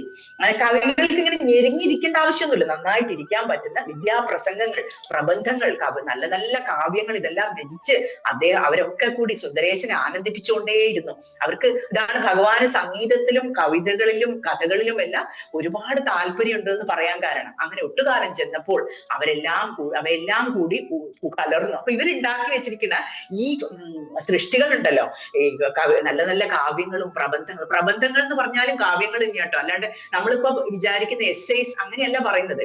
നല്ല നല്ല രചനകൾ അതിൽ കാവ്യങ്ങളും പെടും. അങ്ങനെ എന്റെ പ്രബന്ധം മനോഹരം, നിന്റേത് നിസ്സാരമാണ്. ഇവരെല്ലാം നല്ല പണ്ഡിതന്മാരാണെങ്കിലും അവർക്കെല്ലാം ഈ മത്സര ബുദ്ധി ഉണ്ട്. അപ്പൊ അത് നമുക്ക് കലയുടെ ഫീൽഡിലേക്ക് പോയാൽ ചിലപ്പോൾ കാണാൻ പറ്റും. അപ്പൊ ഈ മത്സര ബുദ്ധി, എന്റേത് കുറച്ചും കൂടി നല്ലതാണ്, നിന്റേത് അത്ര കൊള്ളില്ല, ഇങ്ങനെയൊക്കെ പറഞ്ഞ് ഇവര് കുട്ടികളെ പോലെ കലഹിക്കും ഇടയ്ക്ക്. അപ്പൊ എന്നിട്ട് ആ സമയത്ത് ഈ കവിയായിട്ട് വന്നിട്ടുള്ള ഭഗവാൻ വന്നിട്ട് ചോദിക്കും, എന്താ കാര്യം, നിങ്ങൾ എന്തിനാ ഇവിടെ ഇങ്ങനെ വെറുതെ വഴക്കുണ്ടാക്കുന്നേ ചോദിക്കും. അപ്പൊ അവര് പറയും, നല്ലതിനെ കൊള്ളുകയും കുറച്ച് ഇതൊന്ന് പരിശോധിക്കണം ഭഗവാനെ, കവീശ്വര അങ്ങ് ഇതൊന്ന് പരിശോധിക്കണം, എന്നിട്ട് നല്ലതിനെ മാത്രം എടുത്ത് മാറ്റി വെക്കണം, ഇതിൽ ഏതാ ഏറ്റവും നല്ലതെന്ന് പറയണം, മറ്റുള്ളതൊക്കെ നമുക്ക് മാറ്റി വെക്കാം. കാരണം ഇത് ഒരു നിമിഷത്തിൽ തന്നെ അവർ എത്രയോ അനേകം കവിതകളൊക്കെ ഉണ്ടാക്കാൻ പറ്റും. അപ്പൊ പിന്നെ ഇതെല്ലാം കൂടി എവിടെ വെക്കും, എല്ലാം കൂടി കൂട്ടിക്കലർന്ന് മെസ്സായി കിടക്കുകയാണെന്ന് പറയും. അപ്പൊ അഹകാര രൂപിയായ സോമസുന്ദരനാഥൻ കുങ്കുമ പങ്കമണിഞ്ഞ മേനിയെ തങ്കരത്നങ്ങളാൽ അലങ്കരിച്ച് ശുഭ്രവസ്ത്രവും തലപ്പാവും ഉത്തരീയവും ഒക്കെ അണിഞ്ഞ് മഹാകവിവേഷം പൂണ്ട് അവിടെ ആവിർഭവിച്ചു. എന്നിട്ടാണ് ചോദിക്കുന്നത്, അവരെയൊക്കെ കടാക്ഷിച്ച്, നിങ്ങൾ എങ്ങനെ ദുഃഖിച്ചിരിക്കുന്നത് എന്തിനാണ്, കാര്യം പറയൂ, നിങ്ങളുടെ സന്ദേഹങ്ങളെല്ലാം പരിഹരിക്കാൻ ഞാനിവിടെ ഇല്ലെന്ന് ചോദിക്കും. അങ്ങനെ പറഞ്ഞ് കവിരൂപിയായ ശിവൻ പ്രബന്ധങ്ങളെല്ലാം വാങ്ങി ഓരോന്നായി വായിച്ചു നോക്കി. എന്നിട്ട് പറയും, ഭഗവാന്റെ പാടവം കണ്ട് എന്നിട്ട് ചോദിക്കും, അദ്ദേഹത്തിന്റെയും കുറെ സൃഷ്ടികളുണ്ട്, ഭഗവാന്റെ പാടവം കണ്ട് വിസ്മയം പൂണ്ട കവീന്ദ്രന്മാർ പറയും, അയ്യോ എന്നാ അങ്ങും കൂടി ഞങ്ങളുടെ കൂടെ വരണം, ഞങ്ങളുടെ കൂട്ടത്തിൽ കൂടിക്കോളൂ, അങ്ങനെ ഒരുപാട് കവിത്വമുണ്ട്, വരൂ അങ്ങനെ പറഞ്ഞു. അപ്പോ കവിരൂപിയായ ഗംഗാധരൻ ശരി അങ്ങനെ ആവട്ടെ, അദ്ദേഹം ഭഗവാൻ വിചാരിച്ചു കുറച്ചു ദിവസം ഒരു കവിയായിട്ട് അങ്ങ് നടന്നു കളയാം എന്ന് പറഞ്ഞ് കവിവേഷത്തിലേക്ക് കടന്നു. താരാഗണങ്ങളുടെ നടുവിൽ പൂർണ്ണ ശീതാംശു പോലെയും ദേവകളാൽ ആവൃതനായ ദക്ഷിണാമൂർത്തി പോലെയും 48 കവികളുടെ മധ്യത്തിൽ തേജോമയനായ ഈ ശിവരൂപം വാണരുളി. കവീശ്വരന്മാരുടെ ചിത്തപത്മങ്ങളിലെ അജ്ഞാനമെല്ലാം അകറ്റി ഭഗവാൻ സുജ്ഞാനത്തെ നൽകി. അവരുടെ അജ്ഞാനങ്ങളൊക്കെ പതുക്കെ എടുത്തുകൊണ്ടിരിക്കുകയാണ്, ഭഗവാൻ മാറ്റിക്കൊണ്ടിരിക്കുകയാണ്. അങ്ങനെ ഇരിക്കുന്ന സമയത്ത് ഭഗവാൻ അധികാരം എന്ന പേരായ ഒരു ശാസ്ത്രത്തെ നിർമ്മിച്ചു നൽകി. ഓരോ കവിയും പ്രബന്ധത്തിലെ ഗുണദോഷങ്ങളെ വിവേചനം ചെയ്യണം. നക്കീരൻ എണീറ്റ് പറഞ്ഞു, എന്റെ പ്രബന്ധമാണ് ഏറ്റവും നല്ലത്. നക്കീരൻ എപ്പോഴും അങ്ങനെയാണ്. അപ്പൊ ഗർവത്തോടുകൂടി പറഞ്ഞു. ഭക്തവത്സലൻ ശബ്ദാർത്ഥ സുന്ദരമായ ഗേയങ്ങളെ വിശദീകരിച്ചിട്ട് പറഞ്ഞു, നിന്റെ കവിത എന്റെ കവിതയ്ക്ക് ഒരിക്കലും തുല്യമാകുന്നില്ല. ഭഗവാൻ നോക്കുകയാണ് എത്രത്തോളം പോകും അഹങ്കാരം എന്ന്. അല്ല, അങ്ങനെയല്ല, എന്റെ കവിതയാണ് നല്ലത്. ഭഗവാനും അങ്ങോട്ട് വാദിക്കാൻ തുടങ്ങി. അങ്ങനെ രണ്ടുപേരും തമ്മിൽ വഴക്കായി. അങ്ങനെ ഇനി മറ്റുള്ള സംഘകവികൾ പറയട്ടെ എന്ന് പറയും. ഈ കവികൾക്കൊക്കെ അറിയാം ഭഗവാന്റെ കവിതയാണ് നല്ലതെന്ന്. പക്ഷെ അവർക്ക് പേടിയാണ് നക്കീരനെ. അതുകൊണ്ട് ഈശ്വരന്റെ ഗേയം ശ്രവിച്ചപ്പോൾ തന്നെ അത് അവർക്ക് അത്രയും ആസ്വദിച്ച് കേൾക്കുകയാണ് ഭഗവാന്റെ ആ ഗേയം. അപ്പൊ ആരുടെയാണ് നല്ലത് ഭഗവാൻ ചോദിക്കും എല്ലാവരെയും നോക്കിയിട്ട്. അപ്പൊ അവര് പറയും നക്കീരൻ്റെതാണ് നല്ലത്. കാരണം അത്രയ്ക്കും ഭയമാണ് എല്ലാവർക്കും. നക്കീരനെ നല്ല ഭയമാണ്. അതുകൊണ്ട് അവര് സമ്മതിച്ചില്ല ഭഗവാന്റെ ഗേയമാണ് ഏറ്റവും നല്ലതെന്ന്. ഈ അപ്പൊ ഭഗവാൻ പറയും, കുട്ടികൾ വഴക്കുകൂടുന്ന പോലെ നോക്കണേ, നീ മത്സരിയാണ്, നീ ലോകം മുഴുവൻ പ്രസിദ്ധമാണ്, നീ അല്ലാതെ ഒരുത്തനും എന്റെ ഗേയത്തിന് ദോഷം കൽപ്പിക്കില്ല. അപ്പൊ പറയും എന്നിട്ട് ആരെങ്കിലും ഒരാൾ പറയട്ടെ വേറെ എന്റെ ഗേയം മോശമാണെന്ന്, അപ്പൊ ഞാൻ സമ്മതിച്ചു തരാം. വാശിയാണ്. അപ്പൊ നക്കീരന് വേണ്ടിയിട്ട് എല്ലാവരും പറയും. എല്ലാവർക്കും പേടിയാണ്. ഇതെല്ലാം കഴിഞ്ഞ് നക്കീരനെ ഇവരൊക്കെ വല്ലാതെ വഴക്ക് പറയും. അപ്പൊ ബാക്കിയുള്ള കവികൾ പറയും ശരിയാ, നക്കീരന്റെ കവിത തന്നെയാ നല്ലത്. അപ്പം നിങ്ങളുടെ സംശയങ്ങൾ തീർക്കുവാനാണ് സുന്ദരേശ്വരൻ ഈ കവിവേഷം അവലംബിച്ച് വന്നത് എന്ന് പറഞ്ഞിട്ട് ഒരു അശരീരി അപ്പം വരും. അപ്പൊ ഭഗവാന് മനസ്സിലായി, ഇനി എന്റെ രൂപം ഇവർക്ക് ശരിക്കും മനസ്സിലാക്കി കൊടുത്തിട്ടില്ലെങ്കിൽ ഇവരായിട്ട് എനിക്ക് വഴക്ക് കുറച്ചുകൂടി കൂടേണ്ടി വരും. അപ്പൊ പറയും, നിങ്ങളുടെ സംശയങ്ങൾ തീർക്കാൻ വേണ്ടി മാത്രമാണ് ഭഗവാൻ ഇങ്ങനെ ഒരു കവീശ്വര രൂപം എടുത്ത് വന്നിരിക്കുന്നത്. അശരീരി വരും. അതോടുകൂടി ഭയന്ന് വിറച്ച് കവിപുങ്കവന്മാർ കവിരൂപിയായ സുന്ദരനാഥനെ കുമ്പിട്ട് തങ്ങളുടെ മനസ്സിലുള്ള വിഷമങ്ങളൊക്കെ അവിടെ പാദങ്ങളിൽ വെച്ചു. അങ്ങനെ ഹാലാസ്യനാഥൻ കവീന്ദ്രനായ സംഘികൾക്ക് അനുഗ്രഹം നൽകി സംഘപലകയിൽ വാണരുളി. അങ്ങനെയുള്ള ഒരു ലീലയുടെ തുടർച്ചയായിട്ടാണ് 52ാം ലീല വരുന്നത്. ഇതാണ് നക്കീരന്റെ ശരിക്കുള്ള അഹങ്കാര ശമനം എങ്ങനെയാ വരുന്നതെന്ന്. ഇന്ദുചൂടനെ സദാ സേവിച്ചും സംഘകവികളാൽ വാഴ്ത്തപ്പെട്ടും വംശശേഖര പാണ്ഡ്യൻ ഇങ്ങനെ രാജ്യം ഭരിച്ചുകൊണ്ടിരിക്കുകയാണ്. അങ്ങനെ ആനന്ദമയമായ മോക്ഷപ്രാപ്തി അദ്ദേഹം കൈവരിച്ചു. വംശചൂടാമണി എന്ന പേരായിട്ടുള്ള അടുത്ത രാജാവ് സ്ഥാനം ഏറ്റെടുത്തു. കാരുണ്യത്തിലും കവിത്വത്തിലും സാഗരതുല്യനും സപ്തമനും ആയിട്ടുള്ള ആ പുതിയ രാജാവ് പ്രജാപാലനം നന്നായിട്ട് ചെയ്തു വന്നു. വീര അഗ്രഗണ്യനാണ്. കവികളെ ഒരുപാട് പ്രോത്സാഹിപ്പിക്കും. അദ്ദേഹവും ഒരു കവിഹൃദയനാണ്. ഇങ്ങനെ കവിതകൾ എഴുതുന്നത് മനസ്സിൽ ഇങ്ങനെ അങ്ങനെ ഒരു ചിലരുണ്ടാവൂല്ലോ, എപ്പോഴും അവരുടെ മൈൻഡ് എന്ന് പറയുന്നത് ഒരു ആർട്ടിസ്റ്റിക് ആയിട്ടുള്ള ഒരു ടേസ്റ്റ് ആണ്. എല്ലാറ്റിലും കവിത കാണുന്ന ഒരു മനസ്സ്. അങ്ങനെയാണ് ആ രാജാവ് ഉണ്ടായിരുന്നത്. അങ്ങനെ ഇരിക്കുന്ന സമയത്ത് ഒരു ദിവസം വൈകുന്നേരം തന്റെ പ്രിയപ്പെട്ട പത്നി, വലിയ സ്നേഹമാണ് പത്നിയോട്, അങ്ങനെ പത്നിയെയും മടിയിലിരുത്തി ഇങ്ങനെ ഉദ്യാനത്തിൽ ഇങ്ങനെ ഇരിക്കുകയാണ്. ആ സമയത്ത് പത്നിയുടെ ആ കേശങ്ങളിൽ ചൂടിയിട്ടുള്ള മുല്ലപ്പൂവിന്റെയും സ്വർണ്ണ ചെമ്പകത്തിന്റെയും ഒക്കെ സുഗന്ധം ഇങ്ങനെ, കദംബ പൂക്കളുടെ ഒക്കെ ഇങ്ങനെ സുഗന്ധം ഇങ്ങനെ വരാൻ തുടങ്ങി.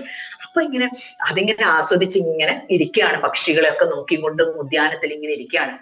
അപ്പോഴാണ് പെട്ടെന്ന് ഒരു ചിന്ത വന്നത്, അല്ല, ഈ കേശത്തിന് നൈസർഗികമായിട്ടുള്ള ഒരു സുഗന്ധം ഉണ്ടോ? ഈ പുഷ്പങ്ങൾ ചൂടുന്നത് കൊണ്ട് മാത്രമാണോ ഈ കേശത്തിന് സുഗന്ധം എന്നുള്ളൊരു സംശയം വരികയാണ്. അപ്പൊ എന്നാ ഞാനതൊന്ന് ചോദിച്ചു നോക്കാം. അപ്പൊ അദ്ദേഹം മനസ്സിൽ ഒരു 2 വരി കവിത അങ്ങ് മൂളി. എന്നിട്ട് വേഗം കവികളെയൊക്കെ വിളിച്ചു വരുത്തി. എന്നിട്ട് പറയും ഓരോ ശ്ലോകം ഞാൻ ഇങ്ങനെ ഒരു കാര്യം ചിന്തിക്കുകയാണ്. രാജാവ് പറയും, ശരി, 1000 കാഞ്ചന നിഷ്കങ്ങൾ ചേർന്ന് നിർമ്മിച്ച ഒരു നീവി എന്ന് വെച്ചാല് 1000 ഒരുപാട് സ്വർണം കൂട്ടി ഉണ്ടാക്കിയിട്ടുള്ള ഒരു ഇങ്ങനെ തൂക്കിയിട്ടിരിക്കുകയാണ്. അതൊരു നീവി പോലെ, കിഴി പോലെ ആക്കിയിട്ട് സ്വർണം ഇങ്ങനെ ഒരുപാട് സ്വർണം കൂട്ടി വെച്ചിട്ട് അതിങ്ങനെ നീവി പോലെ ആക്കി തൂക്കിയിട്ടിട്ട് പറയും, നിങ്ങൾ ഓരോരുത്തരും ഞാൻ ഈ പറയുന്ന ഈ ടോപ്പിക് വെച്ചിട്ട് ഈ സ്ത്രീകളുടെ കേശത്തിന് നൈസർഗികമായിട്ടുള്ള സുഗന്ധം ഉണ്ടോ എന്ന് നിങ്ങൾ ഓരോ കവിത എനിക്ക് ചൊല്ലിത്തരണം. അതിനെ ബേസ് ചെയ്തും കൊണ്ട് ഏറ്റവും നല്ല കവിത ചൊല്ലുന്ന ആൾക്ക് ഈ സമ്മാനം തരും എന്ന് പറയും. അങ്ങനെ എല്ലാവരും കൂടി കവിത രചിക്കാൻ തുടങ്ങി. അപ്പോഴുണ്ട് നമ്മളെ ആ പ്രദേശത്ത് ഒരാള് ജീവിക്കുന്നുണ്ട്. അയാളുടെ പേര് സുന്ദരനാഥൻ എന്നാണ്. സുന്ദരനാഥൻ എന്ന് പേരായിട്ടുള്ള ഒരു യുവാവുണ്ട്. ആ യുവാവിന് ഒരു വലിയ പ്രശ്നമുണ്ട്. യുവാവിന്റെ വിവാഹപ്രായമൊക്കെ കഴിഞ്ഞു. വീട്ടില് വിവാഹം ഒന്നും നടത്തി കൊടുക്കാൻ ആരുമില്ല. അച്ഛനും അമ്മയൊക്കെ മരിച്ചു പോയിട്ടുണ്ട്. കുടുംബത്തിലാണെങ്കിൽ സ്വത്ത് വകകളൊന്നും ഇല്ല. അപ്പോ സുഹൃത്തുക്കളൊന്നും ഇപ്പൊ കൂടെ കൂട്ടുന്നില്ല. അപ്പൊ ഇയാൾക്ക് വിവാഹവും കഴിച്ചിട്ടില്ല, സ്വത്ത് വകകളും ഇല്ല. ഇയാൾ അങ്ങനെ അയാൾ ഒരു താഴ്ന്ന രീതിയിൽ പെരുമാറാൻ തുടങ്ങി സുഹൃത്തുക്കളൊക്കെ. അപ്പൊ ഭഗവാന്റെ അടുത്ത് ഈ സുന്ദരനാഥൻ വന്നിട്ട്, ഈ ചെറുപ്പക്കാരൻ വന്ന് എന്നും പ്രാർത്ഥിക്കും, ഭഗവാനെ കണ്ടില്ലേ, എനിക്കൊരു സുഹൃത്തുക്കൾ പോലും ഇല്ല, എല്ലാവരും എന്നെ വിട്ടുപോയി, എനിക്ക് ഭഗവാൻ മാത്രമേ ഉള്ളൂ, ഒരു വഴി കാണിച്ചു തരണേ, അന്ന് എന്റെ പിതാവിന്റെ സ്ഥാനത്ത് നിന്നിട്ട് എനിക്കൊരു വിവാഹം ശരിയാക്കി തരണേ, എനിക്കൊരാള് വേണം, ജീവിതത്തിൽ ഒറ്റപ്പെട്ടു പോയി ഞാൻ ഭഗവാനെ എന്ന് പറയാണ്. അപ്പൊ ഭഗവാൻ അത് കേട്ട് വലിയ കാരുണ്യം തോന്നി. അപ്പൊ ഭഗവാൻ പറയും ഇങ്ങനെയാണ്, അല്ലയോ ഹാലാസ്യനാഥ, എന്റെ വിവാഹത്തിന്റെ ഉള്ള കാലം അതിക്രമിച്ചിരിക്കുന്നു. ചങ്ങാതിമാരുടെ കൂട്ടത്തിൽ ചെല്ലാൻ തന്നെ എനിക്ക് ലജ്ജയാകുന്നു. ചിന്മയാ ശംഭോ, അച്ഛനമ്മമാർ എനിക്ക് ബാല്യത്തിലേ നഷ്ടമായി, ഉറ്റ ബന്ധുക്കളുമില്ല, അങ്ങയുടെ പാദപങ്കജമല്ലാതെ മറ്റൊരു ശരണവുമില്ല പ്രഭോ എന്ന് പറഞ്ഞു ഭഗവാൻ. മനസാ വാച കർമ്മണ നിത്യവും ഞാൻ അങ്ങയെ ഭജിച്ചുകൊണ്ടിരിക്കുന്നില്ലേ, എനിക്കും ഒരു വിവാഹം വേണം, അതിന് അങ്ങ് അനുഗ്രഹിച്ചാലും ഭഗവാനെ എന്ന് പ്രാർത്ഥിക്കുകയാണ്. അപ്പൊ ഭഗവാൻ സുന്ദരമായ ഒരു കവിരൂപം കൊണ്ട് ഒരു പദ്യം. അപ്പൊ ഈ സമയത്താണ് രാജാവ് ഈ മത്സരം നടത്തിക്കൊണ്ടിരിക്കുന്നത്. അപ്പൊ ഭഗവാൻ വിചാരിക്കും, ഇവനാണ് ഈ കൊടുക്കേണ്ടത് ഈ സമ്മാനം, അവനാണ് അതിന് അർഹൻ. അപ്പൊ അവനാണെങ്കിലോ ഒരു കവിത്വവും ഇല്ല, ഒന്നും അറിയില്ല, പാടാനോ അറിയില്ല, കവിത എഴുതാനോ ഒന്നും അറിയാത്ത ഒരാളാണ് അയാൾ, അധികം പഠിച്ചിട്ടുമില്ല. അപ്പൊ ഭഗവാൻ പറയും, അതാണ് നമ്മൾ ആദ്യം തുടങ്ങുമ്പോ പാടി, മൂകം കരോതി വാചാലം പങ്കും ലംഘയതേ ഗിരിം യത്കൃപാതമഹം വന്ദേ പരമാനന്ദമാധവം. മുടന്തുള്ളവനെ എത്രയോ ഉയരങ്ങളുടെ ശൃംഗങ്ങളിലേക്ക് പോലും കയറ്റും. ഒരു വാക്ക് പാടാൻ കഴിവില്ലാത്തവനെ ഗായകനാക്കി മാറ്റും, ഒരു കവിയാക്കി മാറ്റും. അങ്ങനെയുള്ള ഭഗവാന് എന്തെങ്കിലും ഒരു ബുദ്ധിമുട്ടുണ്ടോ ഈ സുന്ദരനാഥനെ എല്ലാ ബുദ്ധിമുട്ടുകളിൽ നിന്നും രക്ഷിക്കാൻ? അപ്പൊ ഈ കവിത അയാളുടെ കയ്യിൽ കൊടുത്തിട്ട് പറയും, അപ്പൊ ഈ കവിതയിൽ എന്താ പറയുന്നത്? അല്ലയോ വണ്ടേ, ഭഗവാന്റെ കവിതയാണേ, കേട്ടോളൂ. അല്ലയോ ഭ്രമരമേ, സകല പുഷ്പങ്ങളുടെയും സുഗന്ധത്തെ നീ അറിയുന്നുവല്ലോ, എന്റെ വല്ലഭയുടെ കേശബന്ധത്തോട് തുല്യമായ ഗന്ധം ഏതാണെന്ന് നീ പറഞ്ഞു തരുമോ? നോക്കൂ, എന്ത് സുന്ദരമായിട്ടുള്ള വരികളാണ്, ഭഗവാന്റെ കവിതയാണ്. ഭഗവാൻ ദേവിയെ മനസ്സിൽ ധ്യാനിച്ചുകൊണ്ടായിരിക്കും അത് പാടിയിട്ടുള്ളത്. അല്ലയോ ഭ്രമരമേ, സകല പുഷ്പങ്ങളുടെയും സുഗന്ധത്തെ നീ അറിയുന്നുവല്ലോ, എന്റെ വല്ലഭയുടെ കേശബന്ധത്തോട് തുല്യമായ ഗന്ധം ഏതാണെന്ന് നീ പറയാമോ? ഇങ്ങനെ ഭ്രമരത്തോട് ചോദിക്കുന്നതായിട്ടുള്ള ഒരു കവിത ഭഗവാൻ എഴുതിയിട്ട് സുന്ദരനാഥന്റെ കയ്യിൽ കൊടുത്തിട്ട് പറയും, നീ സംഘകവികൾക്ക് ഈ പദ്യം കാണിച്ചു കൊടുക്കുക, അവര് നിന്നെ ആദരിക്കും. അപ്പൊ മഹീശനെ, എന്നിട്ട് അവരോടൊപ്പം പോയി മഹീശനെ ചെന്ന് കണ്ട് ഈ പദ്യം ചൊല്ലിയാൽ നിനക്ക് ആവശ്യമുള്ള ധനം രാജാവ് നൽകും, അതോടുകൂടി നിനക്ക് വിവാഹം കഴിച്ച് ഒരു കുടുംബമായി സന്തോഷത്തോടു കൂടി ജീവിക്കാനുള്ള വകയുണ്ടാവും എന്ന് പറയും. അങ്ങനെ മുപ്പുരാരി നൽകിയ പത്രത്തെ സാദരം കുമ്പിട്ട് വാങ്ങി വിജയേന്ദ്രൻ സംഘകവികളെ കാണിച്ചു. അങ്ങനെ കവികള് അത്ഭുത സ്തബ്ധരായി. അവരത്ഭുതപ്പെട്ടു പോയി, ഞങ്ങള് പലതും എഴുതിയിട്ടുണ്ട്, ഇങ്ങനെ ഒരു ആശയം ഞങ്ങളെ മനസ്സിലേക്ക് വന്നിട്ടേ ഇല്ല, എന്തൊരു മനോഹരമായിട്ടുള്ള ഒരു ആശയമാണിത്, ഭ്രമരത്തിനോട് ചോദിക്കുന്ന ഒരു ആശയം, മനോഹരം മനോഹരം എന്ന് പറഞ്ഞ് അവർ അഭിനന്ദിച്ചു. നീ ആരാണ്, എവിടെ നിന്ന് വന്നു എന്ന് ചോദിച്ചു. അപ്പൊ പറയും, ഇവനാണ്. അപ്പൊ ഇത് ഉണ്ടാക്കി തന്നത് ആരാണ്? അവനാണ് മഹാകവി എന്ന് രാജാവ് പറയും. രാജാവ് ഇത് കേട്ടപ്പോ തന്നെ പറയും, ആരാണ് ഇത് എഴുതിയത്? ഇതാണ് എനിക്ക് ഏറ്റവും ഇഷ്ടമായത്, അവനാണ് ഈ സമ്മാനം എന്ന് പറയും. ഇങ്ങനെ പറഞ്ഞ് ആ നീതിയെ നീ എടുത്തോളൂ എന്ന് പറഞ്ഞ് അവനെ അയച്ച സമയത്ത് പെട്ടെന്ന് നക്കീരൻ എണീറ്റ് നിന്നിട്ട് പറയും, ഈ ശ്ലോകത്തിനും ദോഷമുണ്ട് എന്ന് പറയും. അപ്പൊ പറയും, ഈ ശ്ലോകത്തിന് എന്ത് ദോഷമുള്ളത്? ദുഃഖവിവശനായ ഭൂസുരൻ ഹാലാസ്യനാഥന്റെ മുമ്പിൽ തന്റെ സങ്കടം ഉറപ്പിച്ചു, ഇതിപ്പോ പറഞ്ഞു കഴിഞ്ഞ സ്ഥിതിക്ക് കൊടുക്കാനും പറ്റില്ല. അപ്പൊ ഭഗവാൻ കവിരൂപം എടുത്ത് വിപ്രനെയും കൂട്ടി അപ്പൊ ചെന്നു ഭഗവാൻ കവിരൂപിയായിട്ട്. എന്നിട്ട് പറയും, ഈ ശ്ലോകത്തിന് ദോഷമുണ്ടെന്ന് പറഞ്ഞ കവി ആരാണ് ചോദിക്കും. അപ്പൊ പറയും, നക്കീരൻ ദോഷത്തോട് പറഞ്ഞു, അത് ഞാൻ തന്നെയാണെന്ന് പറയും. അപ്പൊ ഭഗവാൻ ചോദിച്ചു, എന്ത് ദോഷമാണ് ഇതിലുള്ളത് ചോദിക്കും. അപ്പൊ പറയും, ആക്ഷേപവും സമാധാനവും ഭംഗിയായി ചൊല്ലുന്ന നമ്മുടെ ചാതുര്യം എല്ലാവരും അറിയേണ്ടതുണ്ട്. ദുഷ്കവേ ആക്ഷേപം എന്താണെന്ന് പറയുക. അപ്പൊ ഇല്ലാത്തതിനെ ഉണ്ടെന്ന് ആരോപിക്കലാണ് ഈ ദോഷം എന്നാണ് നക്കീരൻ പറയുന്നത്. അപ്പൊ ചോദിക്കും, ഭഗവാന്റെ കവിത എല്ലാവരും അംഗീകരിക്കണം. അപ്പൊ താനത് അത് അത്രയും മനോഹരാണെന്ന് എല്ലാവരും അംഗീകരിച്ച് കാണണം ഭഗവാന്.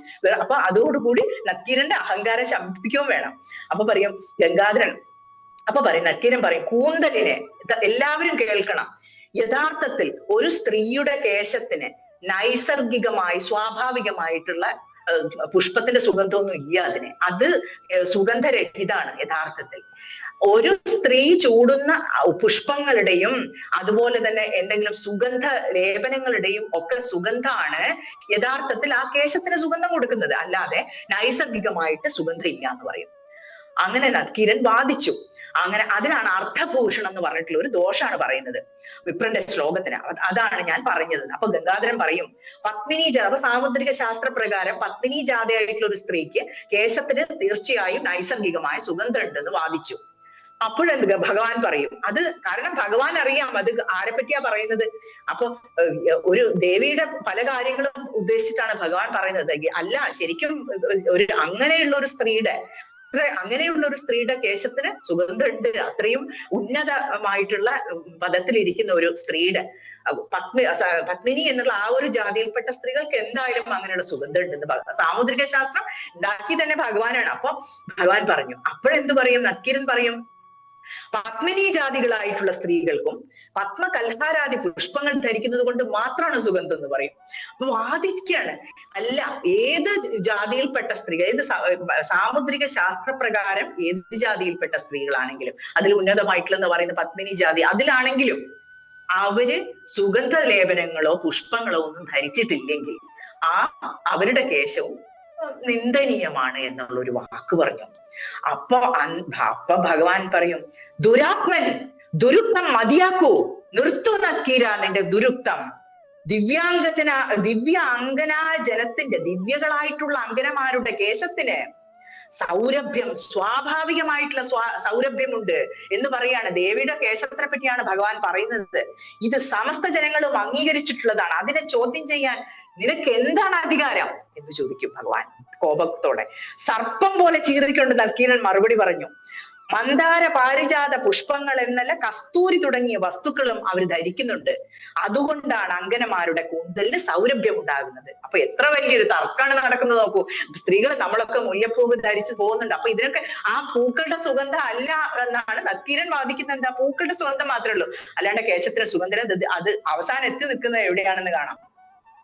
ഭഗവാൻ പറഞ്ഞു, സർവമംഗളയായ ഗൗരിയുടെ, അപ്പോഴാണ് ഭഗവാൻ പറയാ, അത് ആരെ ഉദ്ദേശിച്ചിട്ടാണ് പറഞ്ഞതെന്ന് ഭഗവാൻ അവിടെ വെളിപ്പെടുത്തുകയാണ്. സർവമംഗളയായ ഗൗരിയുടെ കേശവും അങ്ങനെ തന്നെയാണോ എന്ന് ചോദിക്കും. അപ്പൊ നിത്യ സൗരഭ്യ സമേതനായി നിത്യനീല പ്രഭായുക്തമായി ശ്രുതികളാൽ പോലും സ്തൂയമാനയായി അതിരമ്യമായി സർവഗുണാധാരമായി നഭസ്സാകെ വ്യാപിച്ച് ശോഭിക്കുന്ന ശങ്കരീകേശത്തിനും ദോഷമുണ്ടെങ്കിൽ ഒരു ശങ്കയും കൂടാതെ നീ പറയുക നക്കീര എന്ന് പറയും.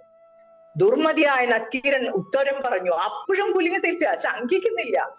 പുഷ്പാദി സുഗന്ധ വസ്തുക്കളാൽ ദിനവും സംസ്കരിച്ചില്ലെങ്കിൽ ഗൗരിയുടെ കേശവും നിന്ദ്യമാണ്. അപ്പോഴാണ് ഭഗവാന് കോപം കൊണ്ട് വിറയ്ക്കാൻ തുടങ്ങും. അതുവരെ ഈ മൂന്നാം കണ്ണൊന്നും ആർക്കും കണ്ടിരുന്നില്ല. പെട്ടെന്ന് ആ മൂന്നാം കണ്ണങ്ങ് അല്പം തുറന്നു. മുഴുവൻ തുറന്നിട്ടുണ്ടെങ്കിൽ സകലം ദഹിച്ചു പോവും. അല്പം ആ മൂന്നാം കണ്ണ് തുറക്കുകയാണ്. ആ കണ്ണിൽ നിന്ന് വരുന്ന അഗ്നിയുടെ ചൂടുകൊണ്ട്, അപ്പൊ 1000 കണ്ണുകൾ, അപ്പൊ അല്പം ആ ബാലദൃഷ്ടി തുറന്ന് നക്കീരനെ നോക്കുമ്പോ സംഘകവികൾ മറ്റുള്ളവരൊക്കെ ഓടി മാറി നിന്നു ഭയന്നിട്ട്. അപ്പൊ നക്കീരൻ വല്ലാത്ത ധൈര്യമാണ് നക്കീരന്. അപ്പൊ നക്കീരൻ മാത്രം എന്ത് ചെയ്തു, ധൈര്യം അവലംബിച്ചുകൊണ്ട് പറഞ്ഞു, ഇല്ല, 1000 കണ്ണുകൾ ഒരുമിച്ച് തുറന്നാലും അതുകൊണ്ട് എന്ത് പ്രയോജനം? ഭൂഷണം തന്നെ. കവിതയിൽ ഭീഷണി കൊണ്ട് ഞാൻ ഭീതനാവുകയില്ല, എനിക്ക് പേടിയൊന്നുമില്ല.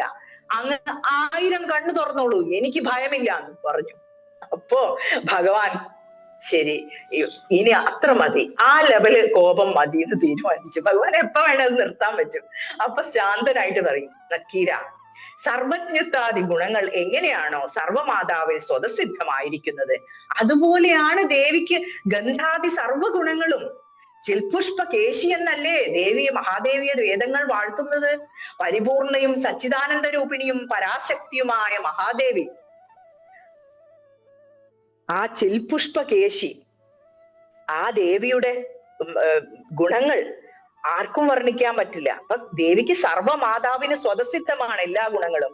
ഇത് കേട്ട് സംഘകവികളൊക്കെ തലകുലുക്കി സമ്മതിച്ചു. അവര് ശരിയാണ്, ദേവിക്ക് ഇതൊക്കെ സ്വതസിദ്ധമാണ്, മറ്റുള്ളവരെ പോലെ അല്ല ദേവി. നക്കീരൻ ഉത്തരം മുട്ടി വിവശനായി അന്തകവൈരിയുടെ നേത്രാഗ്നിയിൽ ചുട്ടുനീറി ജലം തേടി ഓടാൻ തുടങ്ങി. അപ്പോഴാണ് ഈ ബാലനേത്രത്തിൽ നിന്ന് വന്നിട്ടുള്ള അഗ്നിയുടെ ചൂട് നക്കീരൻ അറിയാൻ തുടങ്ങുന്നത്.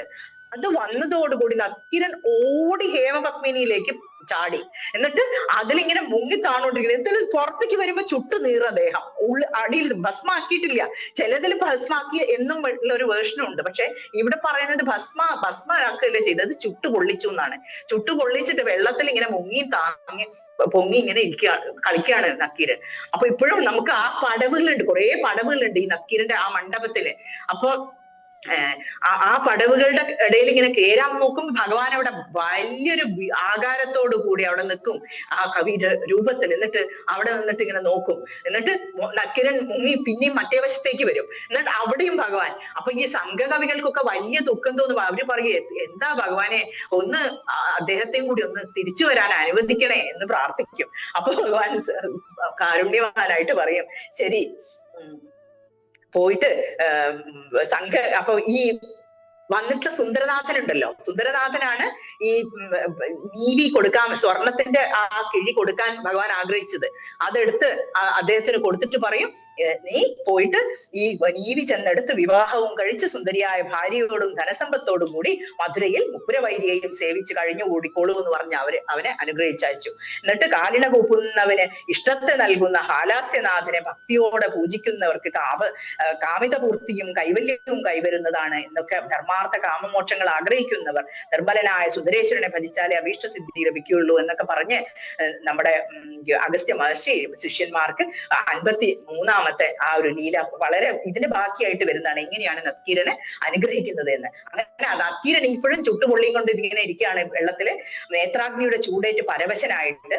അന്ന് മുങ്ങിയും പൊങ്ങിയും ഇങ്ങനെ അയ്യോ ചൂടെടുത്ത് ഇങ്ങനെ ബുദ്ധിമുട്ടിക്കൊണ്ടിരിക്കുകയാണ്. താപം അകറ്റാൻ ശ്രമിക്കുന്നു. അപ്പൊ സ്നേഹിതന്മാരായ സംഘകവികൾക്ക് വളരെ വിഷമമുണ്ടായി. കപിലൻ, ഭരണൻ തുടങ്ങിയ കവികൾ എല്ലാവരും വളരെ വിഷമത്തോടു കൂടി ദിവ്യഫലകത്തിൽ ഇങ്ങനെ ഇരിക്കുമ്പോഴും ആലോചിക്കും, നമ്മുടെ ഒരു സുഹൃത്ത് ഇങ്ങനെ ദുഃഖിച്ചുകൊണ്ടിരിക്കുകയാണല്ലോ, എങ്ങനെയാണ് അദ്ദേഹത്തെ ഒന്ന് രക്ഷിക്കുക. എന്നിട്ട് പ്രാർത്ഥിക്കും. അപ്പൊ ഭഗവാൻ പറയും, ശരി. അപ്പൊ ഭഗവാൻ പറയും, കപില ഭരണാദികൾ മഹേശന്റെ കാൽക്കൽ വീണ് പ്രാർത്ഥിച്ചപ്പോൾ, അപ്പൊ എന്താ പ്രാർത്ഥിക്കുന്നത്? അപ്പൊ ഇപ്പൊ സംഘകവികളുടെ പ്രാർത്ഥന കേട്ട് എങ്ങനെയെങ്കിലും നക്കീരൻ, അവിവേകിയായ നക്കീരന് അവൻ ചെയ്ത അപരാധങ്ങളെല്ലാം പുറത്ത് അനുഗ്രഹിക്കണേ ഭഗവാനെ എന്ന് പ്രാർത്ഥിക്കും. അങ്ങനെ സംഘകവികളുടെ പ്രാർത്ഥന കേട്ട് പ്രീതനായ ഇന്ദുകലാധരൻ മീനാക്ഷി ദേവിയോടൊപ്പം ഈ ഹേമപത്മാകര തീർത്ഥത്തിലെത്തി. അപ്പൊ ദേവി പറയും, മതി ഭഗവാനെ എന്ന് പറഞ്ഞിട്ടുണ്ടാവണം. അപ്പൊ ദേവിയും കൂട്ടി ഭഗവാൻ വന്നിട്ട് അവിടെ ഹേമപത്മ തീർത്ഥത്തിന്റെ കരയിൽ നിന്നിട്ട് നക്കീരനെ പിടിച്ച് വാ മതി, നിന്റെ അഹങ്കാരമൊക്കെ ശമിച്ചു എന്ന് ഞാൻ വിചാരിക്കുന്നു, കൈ നീട്ടിക്കൊടുക്കും. എന്നിട്ട് പിടിച്ചു വരച്ച് പുറത്തേക്കിടും. എന്നിട്ട് കാലകാലനും മദനാരിയുമായ മഹേശ്വര, അങ്ങയ്ക്കായി നമസ്കാരം. നിശുംഭ വൈരിയായ സുന്ദരേശപ്രിയെ അവിടത്തേക്ക് നമസ്കാരം ഇങ്ങനെ പറഞ്ഞ് ധാണു വീണ് കുമ്പിട്ട് പുരമദനനും ഭൂതനാഥനും അഹിവിഭൂഷണനും പുണ്യസ്വരൂപനുമായ ശ്രീശങ്കര, അങ്ങേക്ക് കോടി നമസ്കാരം എന്ന് പറഞ്ഞ് ദേവിയെ ഇഷ്ടപരദായികയായ പാർവതീ ദേവി അവിടത്തേക്ക് കോടി നമസ്കാരം ഇങ്ങനെ പ്രാർത്ഥിച്ചുകൊണ്ട്, പശുപതേ കാളകൂട ഭയാപഹ ആലാസ്യനാഥ, അങ്ങേക്ക് നമസ്കാരം. നിഖില ജഗദീശ്വരിയും മീനേക്ഷണയും നീപവനവാസിയുമായ ഗൗരി ഭഗവതി, അവിടേക്ക് നമസ്കാരം. ഇങ്ങനെ പരമശിവനെയും ദേവിയെയും സ്തുതിച്ച് കവികളെ കരുണയോടെ കടാക്ഷിച്ചിട്ട് ആനന്ദമൂർത്തിയായ ഇങ്ങനെ സ്തുതിക്കുന്നത് കേട്ട ഭഗവാനും ദേവിയും കവികളെ ആനന്ദത്തോടു കൂടി കരുണയോടുകൂടി കടാക്ഷിച്ചിട്ട് ആനന്ദമൂർത്തിയായ ശങ്കരനും കൂടെ ദേവിയും അപ്രത്യക്ഷയായി. അപ്പൊ അവര് അപ്രത്യക്ഷ ആവുന്നതിന് മുന്നേ അരുളപ്പാടുണ്ടായി. ഞാൻ ദാനം ചെയ്ത പീഠത്തിൽ നിങ്ങൾ എല്ലാവരും മുമ്പ് എന്നതുപോലെ സസുഖം വാഴുക, സകല സൗഭാഗ്യങ്ങളും മോക്ഷങ്ങളും നിങ്ങൾക്ക് കൈവരുന്നതാണെന്ന് പറയും. അങ്ങനെ പാർവതി ദേവിയോടൊപ്പം പാലാസി നായകൻ അപ്പോൾ തന്നെ അന്തർധാനം ചെയ്തു. ആ കവികൾക്ക് സംഘപീഠത്തിൽ ഇരിക്കുന്ന സമയത്ത് നൽക്കീരനെ ദ്രാവിഡ സൂത്രോപദേശം 54-ാമത്തെ ലീലയിൽ ആ ഒരു ഭാഗം കൂടി കഴിഞ്ഞ് ഈ കഥകൾ കഴിയും.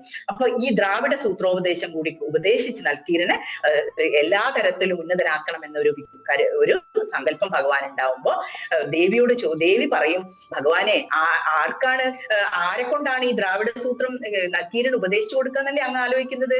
അങ്ങ് നമ്മുടെ അഗസ്ത്യ മഹർഷി ആണ് അതിനുള്ള ഏറ്റവും യോഗ്യനായിട്ടുള്ള ആള്. കാരണം പണ്ട് ഭൂമിയുടെ ഒരു ഭാഗം താണു പോകുമ്പോ അത് ബാലൻസ് ചെയ്യാൻ അങ്ങ് വിട്ട ആളാണ് അദ്ദേഹം. അപ്പൊ അദ്ദേഹത്തിനെ കൊണ്ട് തന്നെ ദ്രാവിഡ സൂത്രം ഉപദേശിക്കാന്ന് പറഞ്ഞ് ദ്രാവിഡ സൂത്രം കൂടി ഉപദേശിച്ചു കൊടുക്കും. അപ്പൊ ദേവി ചോദിക്കുന്ന ഒരു ചോദ്യമുണ്ട് ഭഗവാനോട്, ഭഗവാനെ അങ്ങെന്തുകൊണ്ടാണ് നക്കീരന് നേരിട്ട് ഉപദേശം കൊടുക്കാത്തതെന്ന് ചോദിക്കും. അപ്പൊ ഭഗവാൻ പറയുന്ന ഒരു ഉത്തരമുണ്ട്. ഇത് ശരിക്കും മനസ്സിലാക്കേണ്ട ഇതേ ഒരു ട്രേസ് നമുക്ക് ഭഗവത്ഗീതയിലും കാണാം.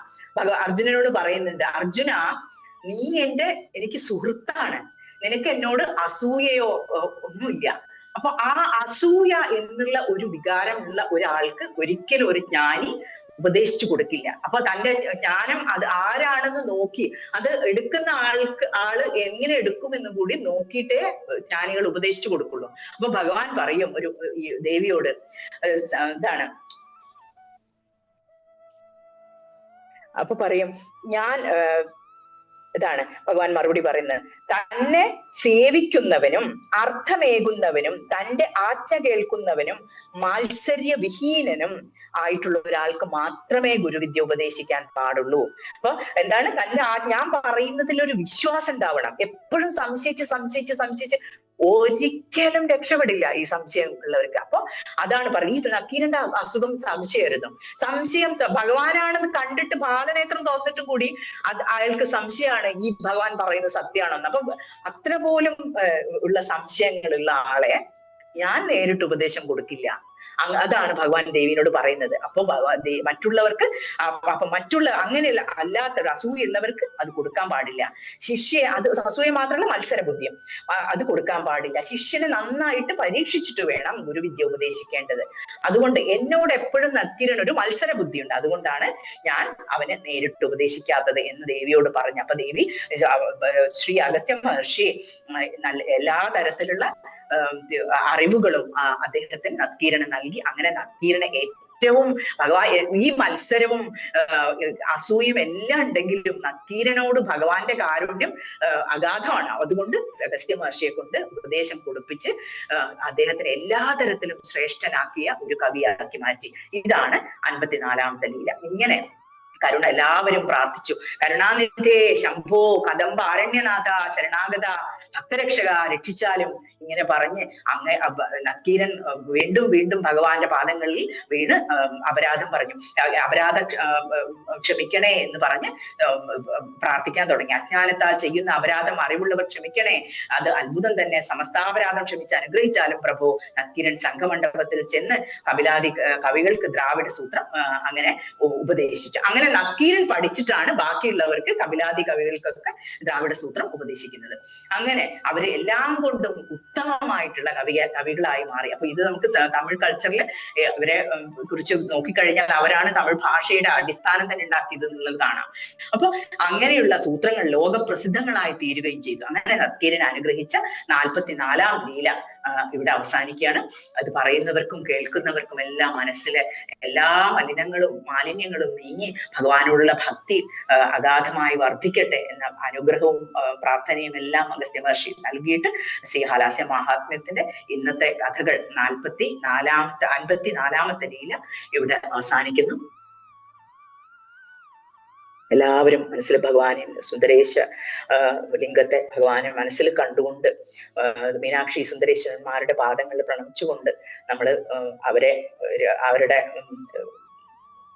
പള്ളിയറയിലേക്ക് ആനയിച്ച് നമ്മൾ ഉറക്കാൻ വേണ്ടി പോവാണ്. ഭൂലോക കൈലാസ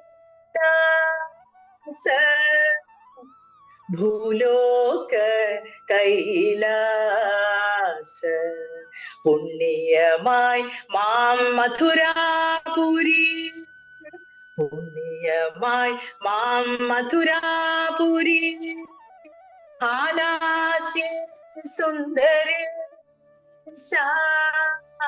ഹാലാസ്യേ സുന്ദരേശ, സദാനന്ദമേ കൺവളരാ, സദാനന്ദമേ കൺവളരാ.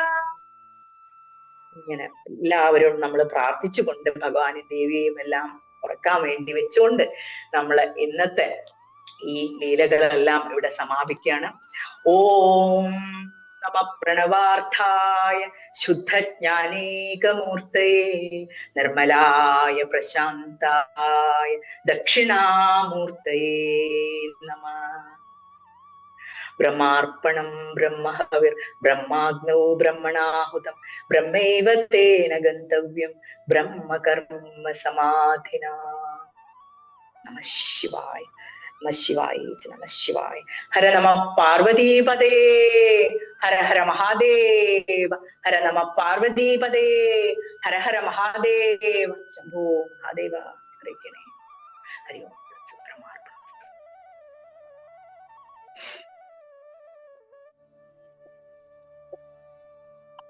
ഇന്നത്തെ പ്രഭാഷണ പരമ്പര ഇവിടെ പൂർണ്ണമാവുകയാണ്. തീർച്ചയായിട്ടും ഈ കഴിഞ്ഞ ദിവസങ്ങളിൽ എന്ന പോലെ തന്നെ വളരെ അനുഗ്രഹീതമായ ഒരു അന്തരീക്ഷത്തിലാണ് ഇന്നും നമ്മൾ കടന്നുപോയിക്കൊണ്ടിരിക്കുന്നത്. തീർച്ചയായിട്ടും നമുക്ക് ഇത്തരം ഒരു ഭാഗ്യം ലഭിച്ചതിൽ വളരെ സന്തോഷമുണ്ട്. അതിന് ശ്രീമതി സ്വപ്നാജിയോട് പ്രത്യേകം നന്ദി പറയുകയാണ്. ഇന്ന് ഈ പ്രഭാഷണം കേട്ടിരുന്ന ഓരോരുത്തർക്കും എന്തെങ്കിലുമൊക്കെ ചിന്തിക്കാനോ പറയാനോ ഉണ്ടെങ്കിൽ തീർച്ചയായും മുന്നോട്ട് വരണം എന്ന് അഭ്യർത്ഥിക്കുകയാണ്.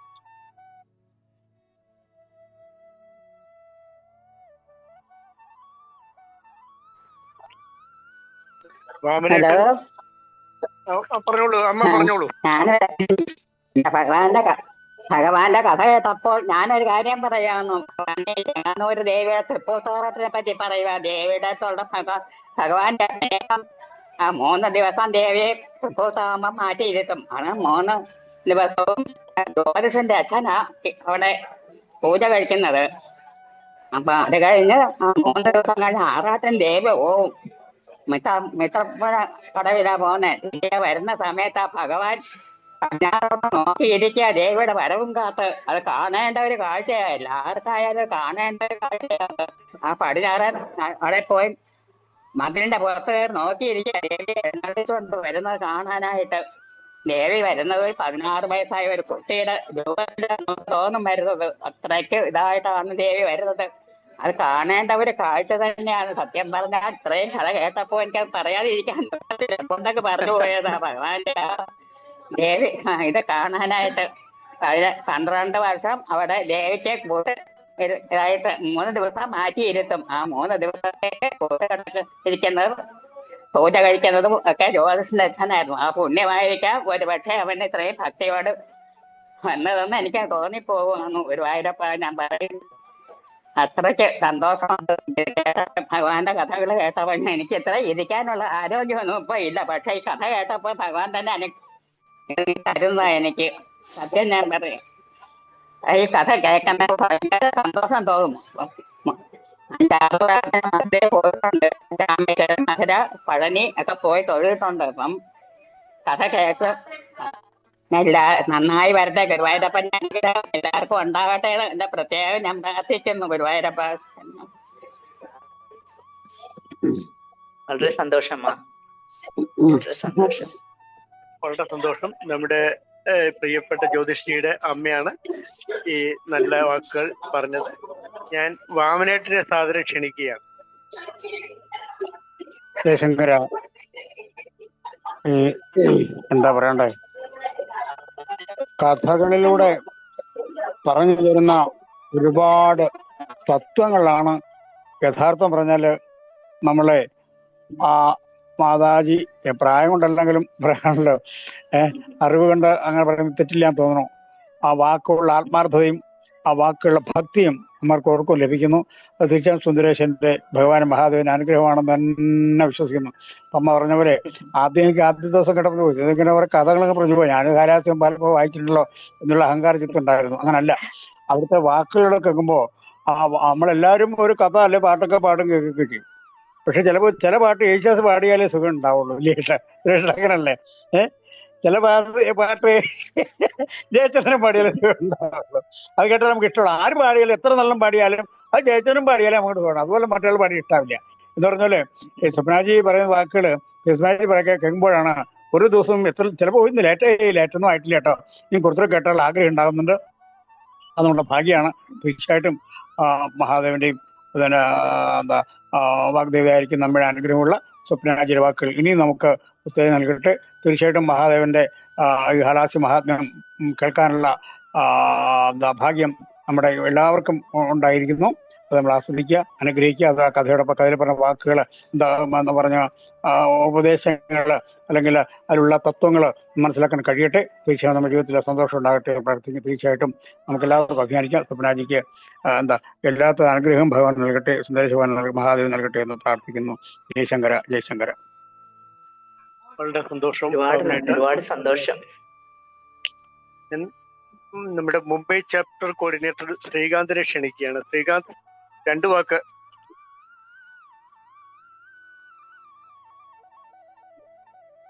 ശ്രീകാന്ത് കേൾക്കുന്നുണ്ടോ?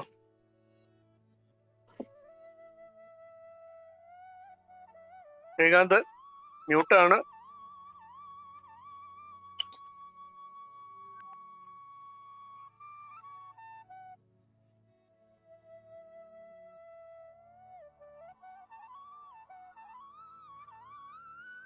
ഇനി മറ്റാരെങ്കിലും ഒക്കെ സംസാരിക്കേണ്ടത് തീർച്ചയായിട്ടും നമുക്ക് അതിനുള്ള നിമിഷങ്ങളാണ്. ആരാണെന്ന് വെച്ചാൽ മുന്നോട്ട് വരാം. ശ്രീമതി കവിത അശോക്.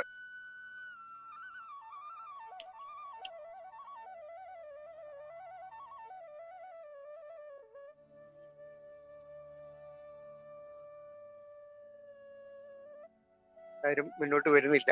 സരസ്വതി അപ്പോളെ എന്തെങ്കിലും പറയാനുണ്ടാവുമല്ലോ. നമസ്തേ സ്വപ്നാജി. എനിക്ക് പറയാനുള്ളത് ഇത്രയും ആ ഭഗവാന്റെ ആ കഥകള് ആ നാവിൽ നിന്ന് അത് ഏറ്റവും വലിയ ഭാഗ്യം. വാമനേട്ടൻ പറഞ്ഞ പോലെ ഞങ്ങൾ കേൾക്കുന്നവര് അതിലും ഭാഗ്യമുള്ളവരും.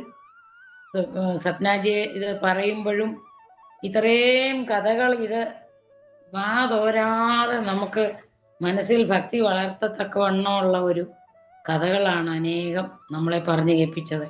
അമ്മ പറഞ്ഞ പോലെ തൃപ്പൂത്താറാട്ട് അത് അമ്മ ആ അവസരത്തിൽ തന്നെ അത് പറഞ്ഞു. അത് സത്യമാണ്. ആ ഒരു ദേവി അത് സത്യമുള്ള ദേവിയാണ്. കാരണം 1-2 മാസം കൂടുമ്പോഴാണ് ഇങ്ങനെ സംഭവിക്കുന്നത്. അത് വളരെ വിശേഷമായിട്ടാണ് ആ ക്ഷേത്രത്തിലേക്ക് ദേവിയെ ആനപ്പുറത്ത് എഴുന്നള്ളിച്ചു കൊണ്ടുവന്നിരുത്തി 3 ദിവസം മാറ്റിയിരുത്തും. ഇതൊക്കെ വളരെ ശരിയായ ഒരു സങ്കല്പവും കാര്യങ്ങളും അത് നമുക്ക് നേരിട്ട് കാണാവുന്നതാണ്.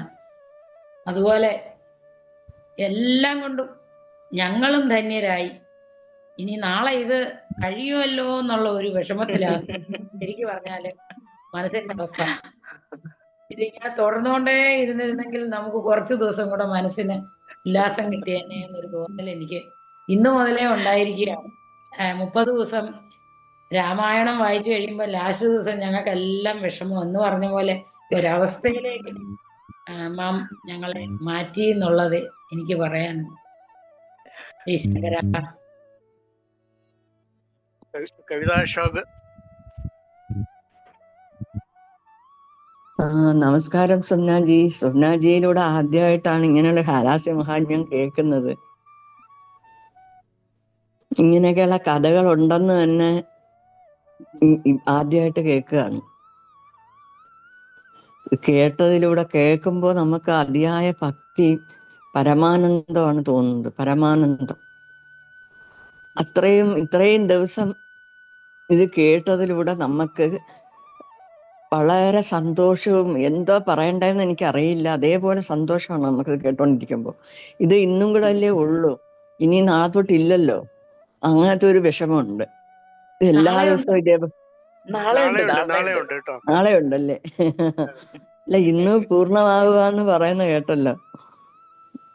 അല്ല, ഇന്നത്തെ ഇന്നത്തെ പൂർണ്ണമാവുക എന്നാ പറഞ്ഞല്ലേ?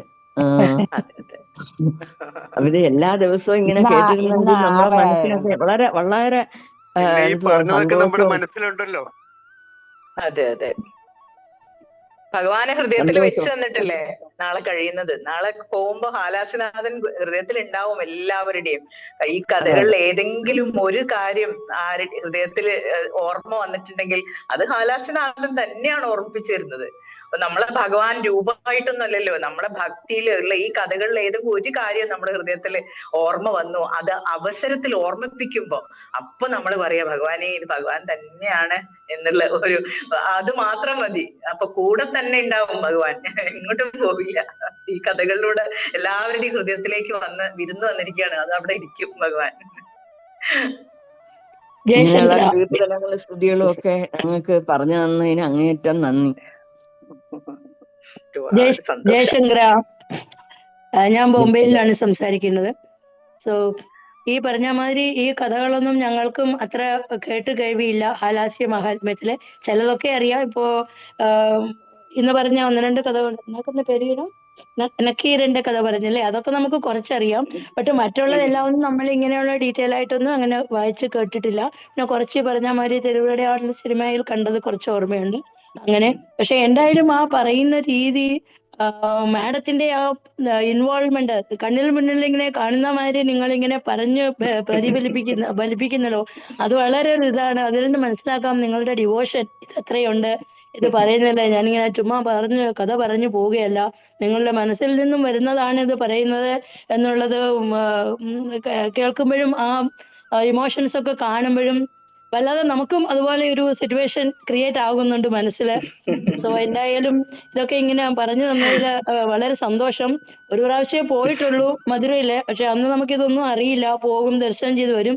ഇനി പോകുന്നതിന് മുന്നേ മാഡത്തിനെ കോണ്ടാക്ട് ചെയ്തിട്ട് ഒന്നും കൂടി ഇതൊക്കെ ഒന്ന് റീകളക്ട് ചെയ്തിട്ട് പോകും. അപ്പോഴേ ഇതൊക്കെ നമുക്ക് മനസ്സിൽ നിൽക്കുള്ളൂ. നല്ല ഓർമ്മ എല്ലാം മറന്നു പോകും. അതാണ്. സോ വളരെ നന്നായിരിക്കുന്നു. ഇന്നലെ എനിക്ക് കേൾക്കാൻ പറ്റിയില്ല, യൂട്യൂബിൽ കേൾക്കണം, കുറച്ച് വെളിയിൽ പോയിരുന്നു. ഇനിയിപ്പോ ഇന്നും നാളെയും കൂടെ ഉണ്ട്. സോ വളരെ സന്തോഷം ഇങ്ങനെ ഒരു സംഗതി അവതരിപ്പിക്കാൻ മാഡത്തിന് തോന്നിയതിനും നമ്മുടെ ശങ്കര ഫൗണ്ടേഷൻ അതിനുള്ള അവസരം ഒരുക്കി തന്നതിനും എല്ലാവർക്കും എന്റെ നന്ദി, നമസ്കാരം. ഒരുപാട് സന്തോഷം. വളരെ സന്തോഷം. രേഖലാജി, ശരിക്കും എനിക്ക് ഇപ്പൊ ഓർമ്മ വരുന്നത് നൊച്ചൂർ സ്വാമി എപ്പോഴും പറയുന്ന ഒരു വാക്കാണ് വിശ്വം ഭവത്യേകനീടം എന്ന്. അപ്പം എന്ന് വെച്ച് കഴിഞ്ഞാൽ ഇപ്പം എത്രയോ ദൂരത്ത് വൻകരകളും കടന്ന് എത്രയോ ദൂരദേശത്തിരുന്ന് ഇങ്ങനെ എന്താ പറയാ കഥാ സരിത് സാഗരം അല്ലെങ്കിൽ ജ്ഞാനഗംഗ സ്വപ്നയുടെ ഹൃദയത്തിൽ ഞങ്ങളുടെ ഇവിടെ ഇരിക്കുന്ന ഇന്ത്യയിലിരിക്കുന്ന ആളുകളുടെ ഹൃദയത്തിലേക്ക് അല്ലെങ്കിൽ മറ്റുള്ള ഒഴുക്കിക്കൊണ്ടിരിക്കുകയാണ്. അപ്പം എവിടെ നമുക്ക് ഭഗവത് കഥകള് പറയാനും ചിന്തിക്കാനും ഒക്കെ അതിനുള്ള പാത്രം നമ്മുടെ, അത് ദേശോ കാലങ്ങളോ ഒന്നും അല്ല. അപ്പം അതാണ് എനിക്ക് പറയാനായിട്ട് ഞാൻ ഇങ്ങനെ ചിന്തിച്ചുകൊണ്ടിരിക്കുക. സുന്ദരമായിട്ട് മനോഹരമായിട്ട് പറയാണ്. ഇതുപോലെ ഇനിയും ഒരുപാട് ഞങ്ങൾക്ക് വേണ്ടി പറയാൻ സ്വപ്നയ്ക്ക് ഭഗവാൻ പറയിപ്പിക്കട്ടെ. ഞങ്ങളത് കേൾക്കാൻ ഇങ്ങനെ മാത്രം. അതെ, ഒരു ആ പറഞ്ഞതില് ഒരു പോയിന്റ് ഉണ്ട്. കാരണം നമ്മൾ പറയും കലികാലം, അയ്യോ എന്തൊരു ദുഷിച്ച കാലാണ്, ഒരുപാട് ബുദ്ധിമുട്ടുകളുള്ള കാലാണ്. പക്ഷെ ഇങ്ങനെയുള്ള കുറെ പോസിറ്റീവായിട്ടുള്ള കാര്യങ്ങളുണ്ട്. ഇത് ഒരുപാട് കാലം മുമ്പ് ഇത് സാധിക്കുമായിരുന്നു അല്ലെ? ഇത്രയും കടലുകൾക്ക് അപ്പുറത്ത് ഇരുന്നിട്ട് അങ്ങോട്ടും ഇങ്ങോട്ടും ഇങ്ങനെ കണ്ടുകൊണ്ട് സംസാരിക്കാൻ പറ്റുക, അതും ഭഗവത് കഥകൾ പറയുക, അതൊക്കെ കലികാലത്തിന്റെ മാത്രം ശ്രേഷ്ഠതയാണെന്നും കൂടി നമുക്ക് വേണമെങ്കിൽ പറയാം. അപ്പൊ ഓരോന്നും നമ്മൾ എങ്ങനെ ഉപയോഗിക്കുന്നു എന്നുള്ളതിനനുസരിച്ചിരിക്കുമല്ലോ. അപ്പൊ വളരെ ശരിയാണ് പറഞ്ഞത്. ഒരുപാട് സന്തോഷം. ഇത് ഭഗവാൻ ഉള്ളിന്ന് തോന്നിപ്പിക്കുമ്പോ വന്ന് ഓരോ കാര്യങ്ങൾ വന്ന് പറഞ്ഞു. നമ്മളും കുടുംബമൊക്കെ ഉള്ളതാണ്, കുട്ടികളൊക്കെ ഉണ്ടാകുമ്പോ തന്നെ ഉണ്ടാവുമല്ലോ അതിൻ്റെതായ തിരക്കുകളും പ്രശ്നങ്ങളും എല്ലാം ഉണ്ട്.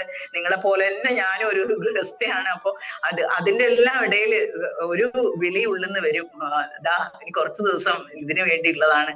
അപ്പൊ ശരി എന്ന് പറഞ്ഞ് തലകുലിക്ക് വന്നിച്ച് വന്ന് പറയുന്ന അത്രയേ ഉള്ളൂ. ഞാൻ വെറും ഒരു ഉപകരണമാണ്, ഒക്കെ ഭഗവാനാണ് പറയിപ്പിക്കുന്നത്. അതുകൊണ്ടാണ് നിങ്ങൾക്ക് ഹൃദയത്തിൽ അത് അറിയുന്നത്.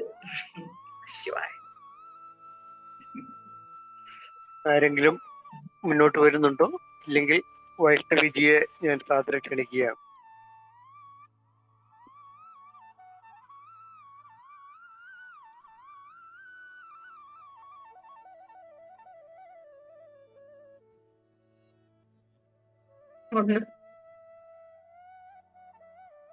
ഇപ്പോഴും ഞാൻ സെക്കൻഡ് ഡേ തന്നെയാണ്.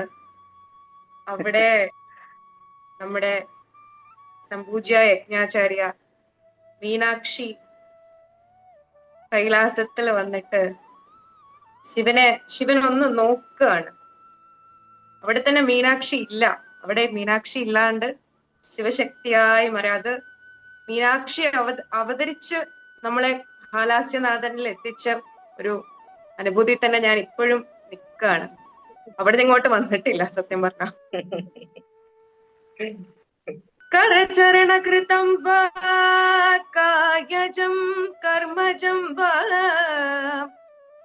ശ്രവണനയനജം വാ മാനസം വാ പരാദം വിഹിതമവിഹിതം വാ സർവമേതച്ഛമസ്വ ശിവ ശിവ കരുണാബ്ധേ മഹാദേവ ശംഭോ.